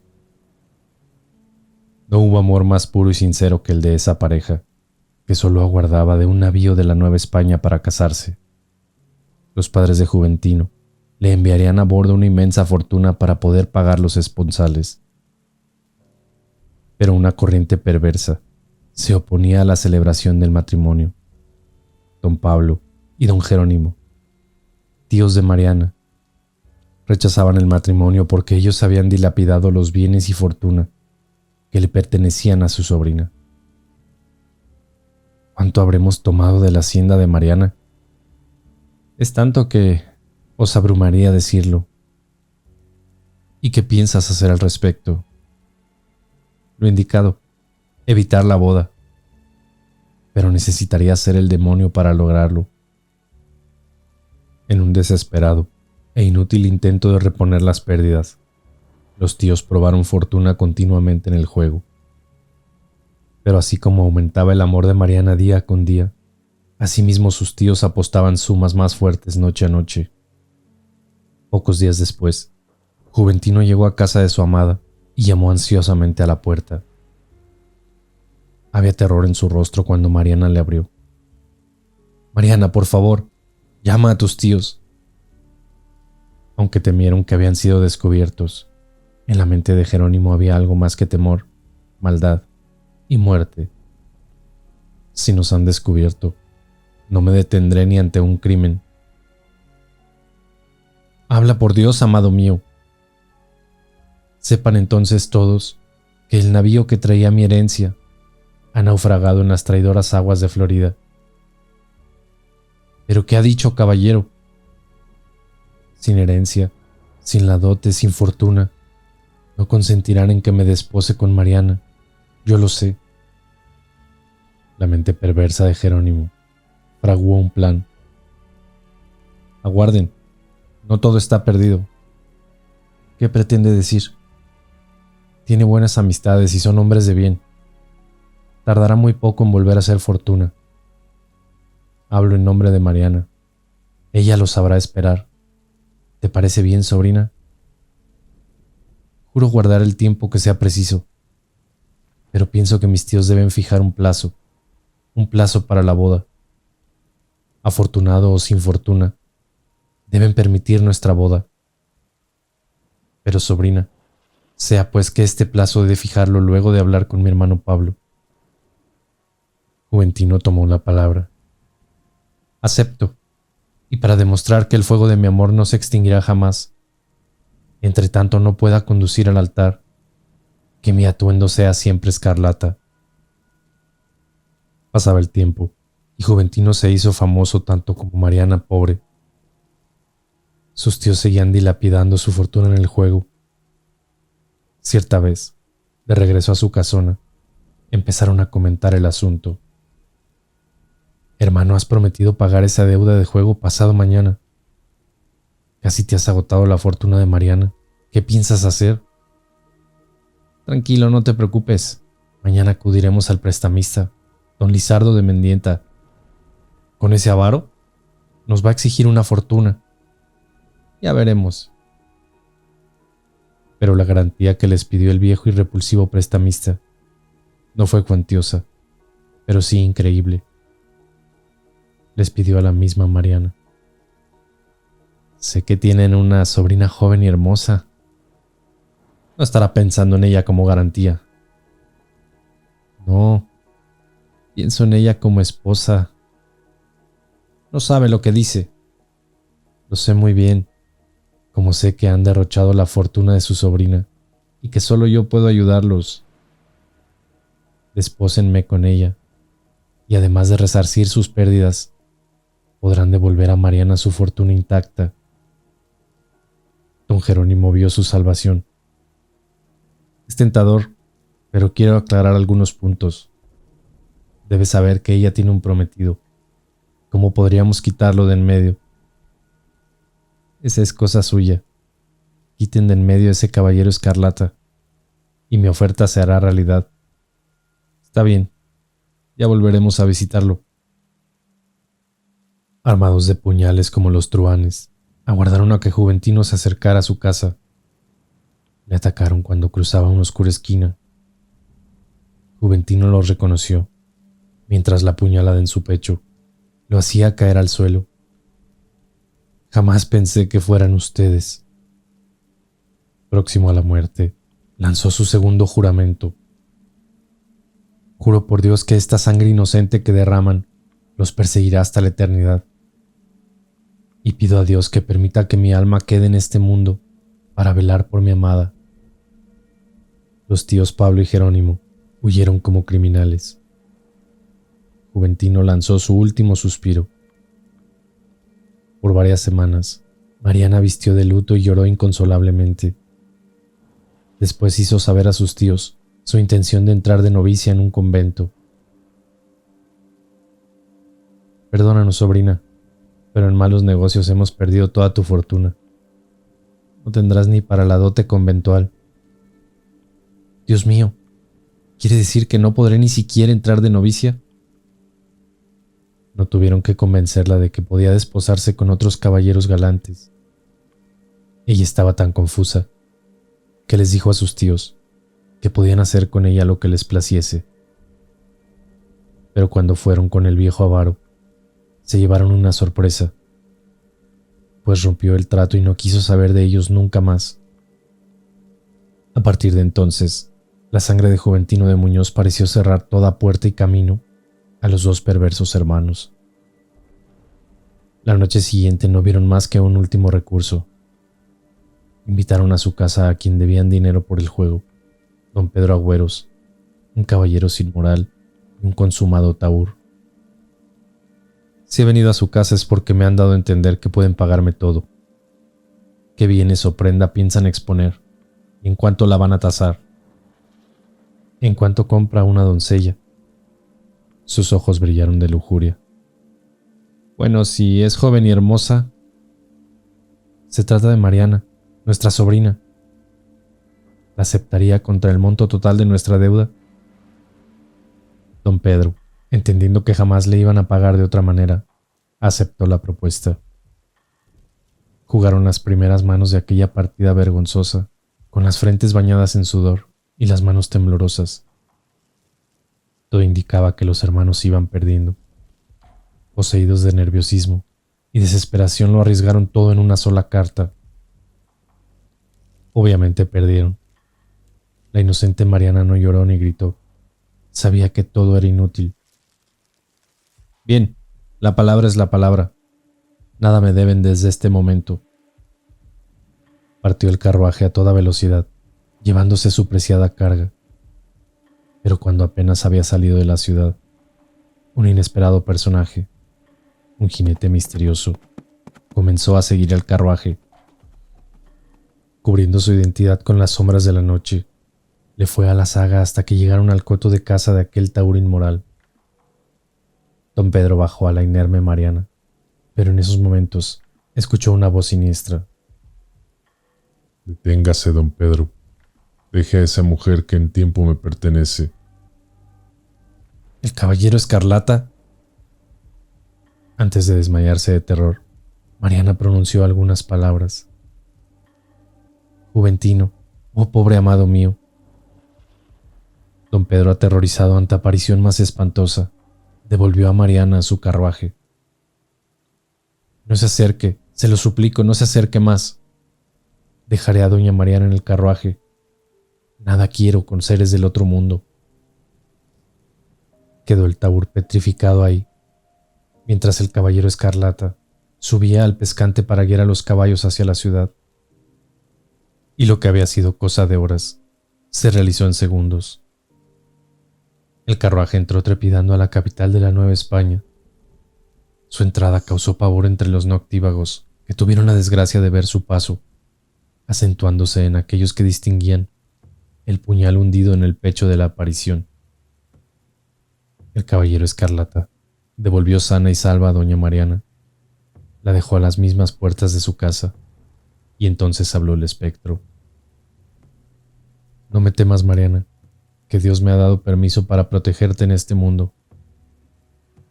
Te ayudaré en cuanto momento difícil te encuentres. Ayúdame ahora.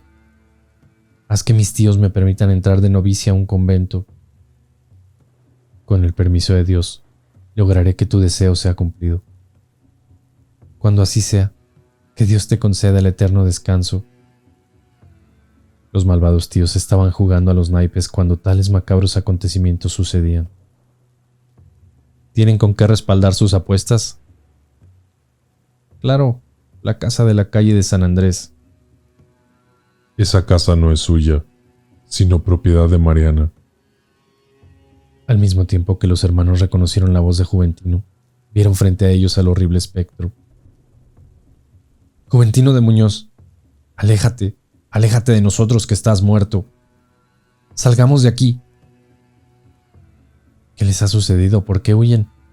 No lo sé, pero me han llamado Juventino de Muñoz. Los dos hermanos salieron de la taberna con el terror en sus rostros. No creo tener fuerzas para caminar. Mira, ahí está un carruaje. Inmediatamente subieron al carruaje. Por amor de Dios, cochero, lleve a casa a este par de ancianos cansados y asustados. Le pagaremos. A la prisión es donde los llevaré, ladrones.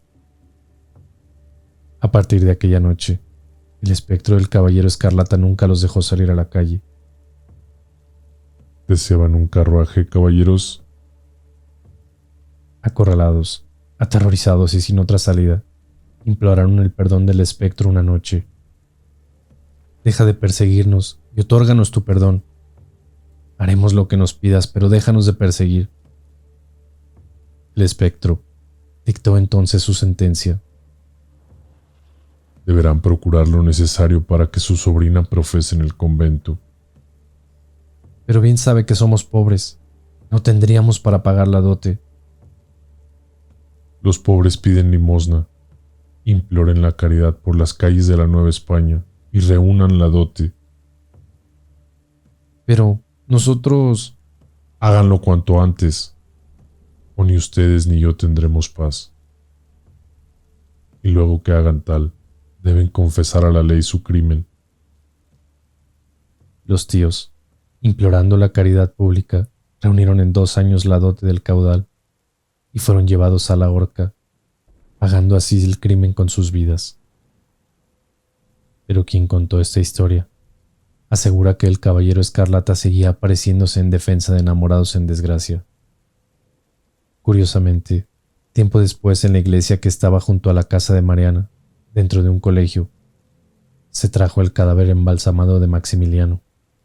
Era al efecto gobernador José Vaz, quien después de una visita a medianoche y con mucho sigilo, en la que asistieron Juárez y Lerdo de Tejada, decidió que era menester tirar esta capilla para evitar que personas adictas al imperio y a criticar al gobierno de Juárez la siguieran llamando la Capilla del Mártir. Acompañado de una cuadrilla de gentes, una noche casi demolió la capilla y luego le prendió fuego a todo con aguarrás. El incendio se propagó rápidamente y terminó también con la casa que ocupara Mariana de Añorbe.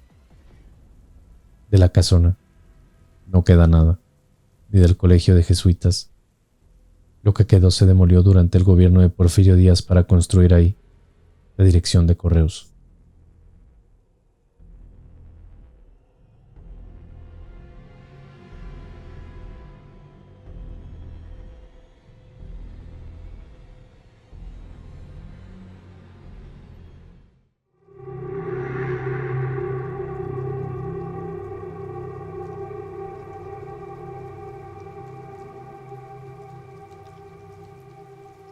En el año de 1649, cuando ocurrió esta historia real que con el paso de los años se convirtió en una macabra leyenda.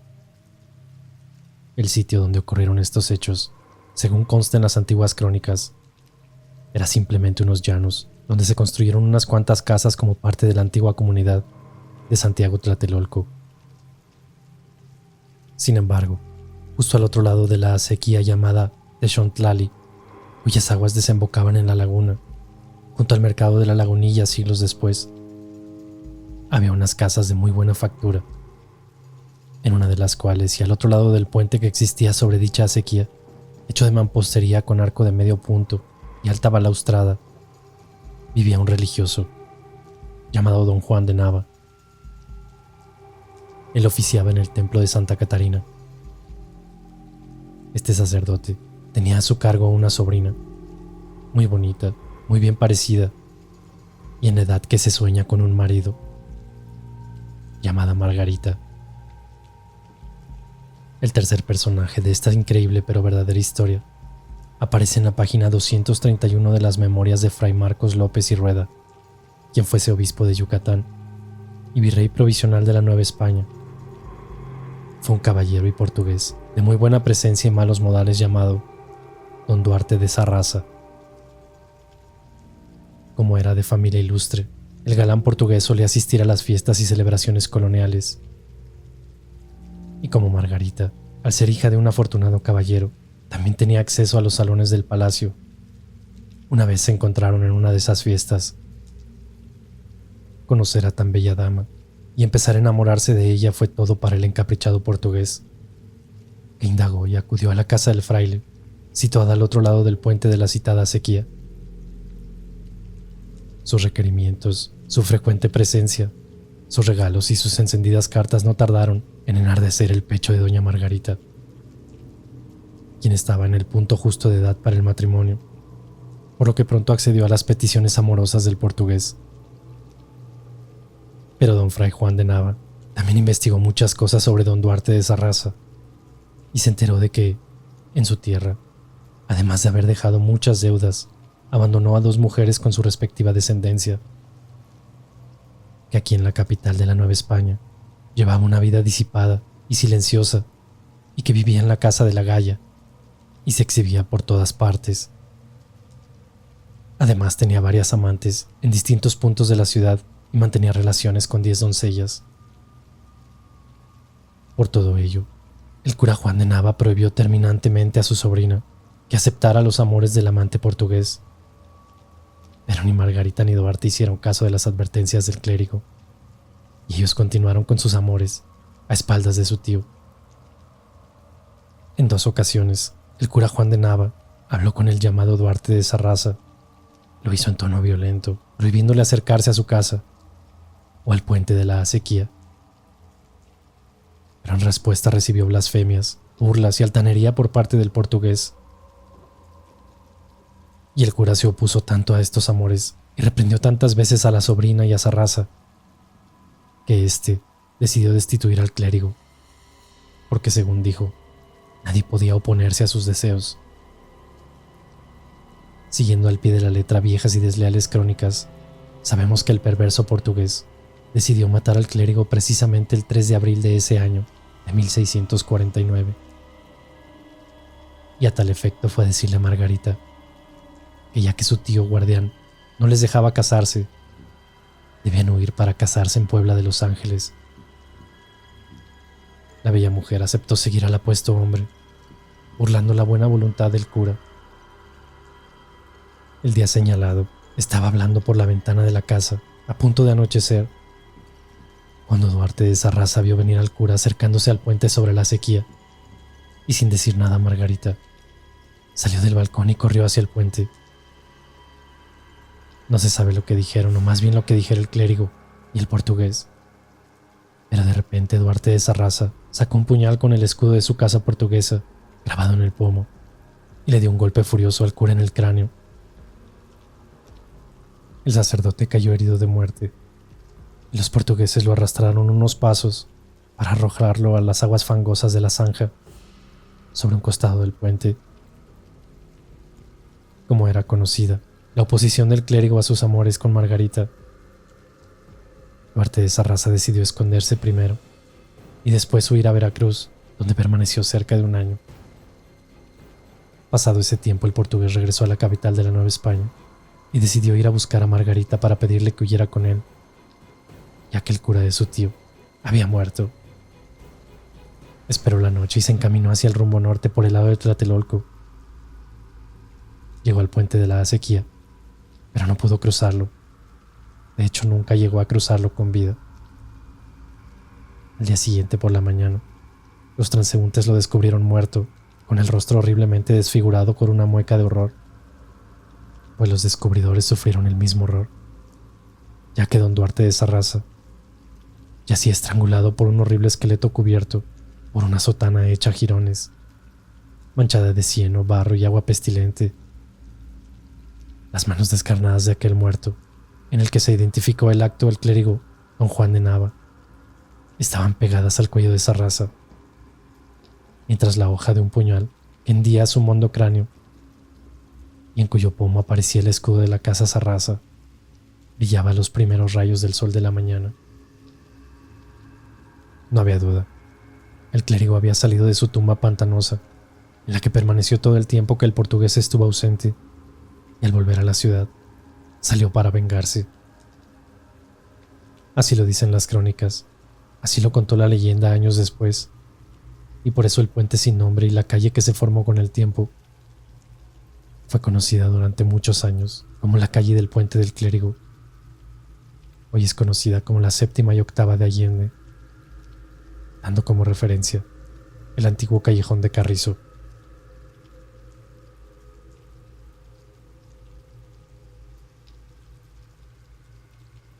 guerrilleros buscaba descanso en algún rancho al caer una tarde serena.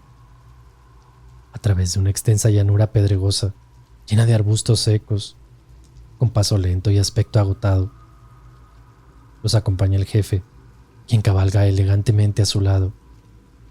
Lleva un sombrero bordado en plata y oro y una camisa escarlata. La pistola en la cintura, el zarape colorido en las piernas y el asta dura incrustada. De vez en cuando se oye el canto de un soldado y los estandartes rojos flotan en lo alto de las lanzas. Una estela de polvo queda en los caminos improvisados. Los caballos relinchan, adivinando el rancho cercano, y el ladrido lejano de los perros responde. Ya más cerca, los habitantes del rancho salen a su encuentro, curiosos. Ahí los soldados se detienen para pasar la noche. Una vez oscuro, se encienden las hogueras que iluminan los tejados cubiertos de enredaderas, y los soldados cantan sus tristes canciones de amores, peleas y ausencias. Poco a poco las voces se callan, y solo se oye el viento que gime entre la maleza. Todos duermen, excepto el jefe, que vigila, alerta. El silencio es profundo, y parece que el mundo entero duerme. De repente un murmullo lejano comienza a oírse, cada vez más fuerte. Parece que la gran llanura cruje, y el suelo se estremece, como si un corcel desenfrenado se precipitara hacia adelante. Luego se transforma en un verdadero huracán que llega desatado. El guerrillero se inquieta y quiere despertar a sus tropas porque, sin duda, el enemigo se acerca. Pero el ranchero lo detiene por el brazo, conoce el ruido, lo oye todas las noches, y él le hace una señal al guerrillero para que mire lo que está sucediendo frente al rancho. El soldado ve en ese instante como un corcel desbocado cruza más rápido de lo pensado, arrancando zarzas, destrozando ramas secas y haciendo saltar chispas de fuego de los pedernales de la llanura. Finalmente se le ve desaparecer entre unas rocas. Dios nos valga, dice el guerrillero.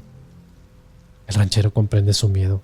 Así se sentía él al principio, igual que todos los habitantes de las llanuras, pero ya estaban acostumbrados y lo veían con calma.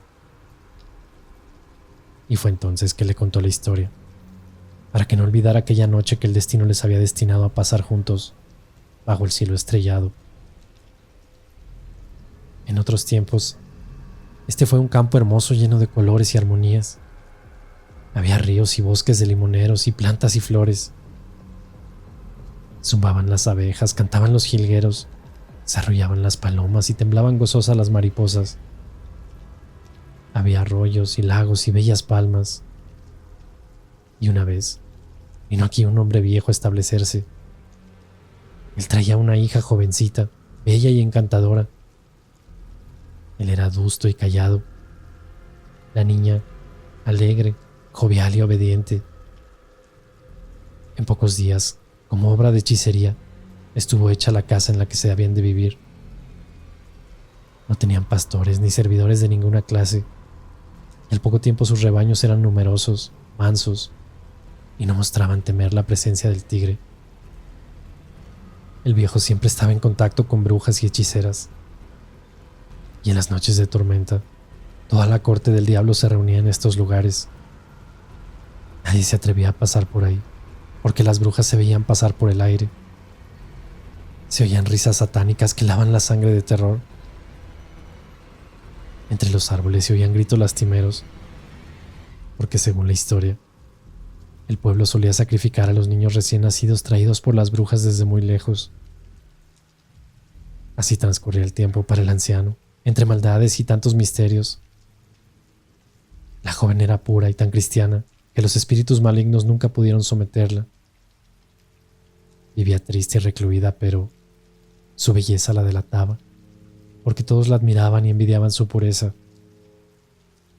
Dicen que el mismo diablo se enamoró de ella y la pidió en matrimonio al padre que pactó con el maligno el horrendo sacrificio de su hija. Fijaron el lugar y la hora de la boda, sin decirle nada a la muchacha.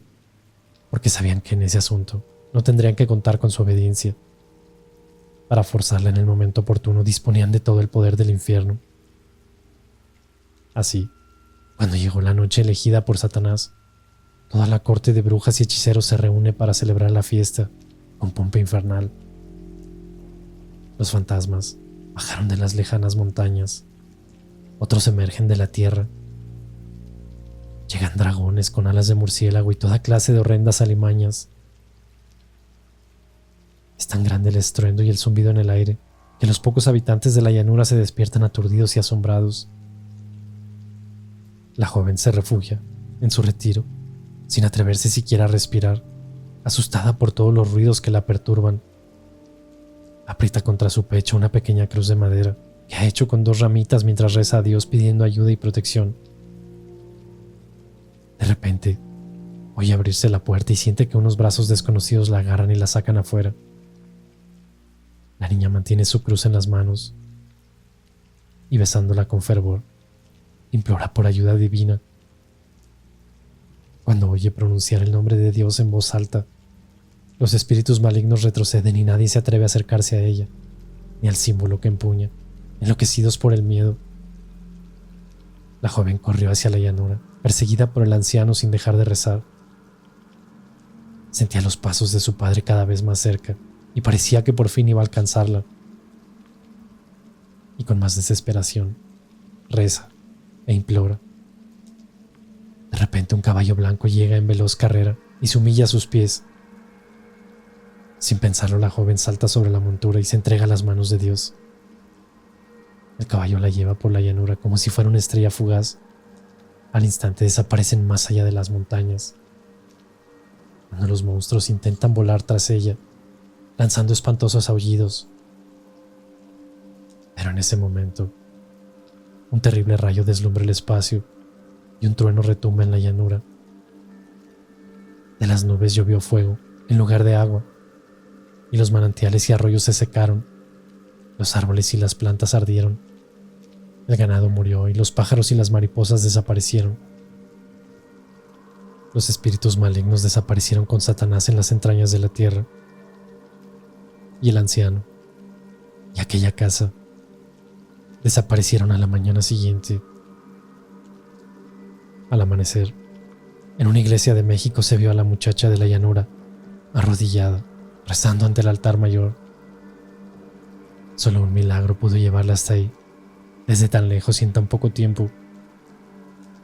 Cuando el ranchero terminó su relato, el lucero del alba brillaba con fuerza. La tropa se levantó, los caballos estaban listos y se pusieron de nuevo en marcha. El jefe al frente contempla la árida extensión y mira atentamente las piedras negras entre las que pasan. Y así fue como ahora comprende que, desde la época de la conquista, a este lugar siempre se le ha llamado el Llano del Diablo.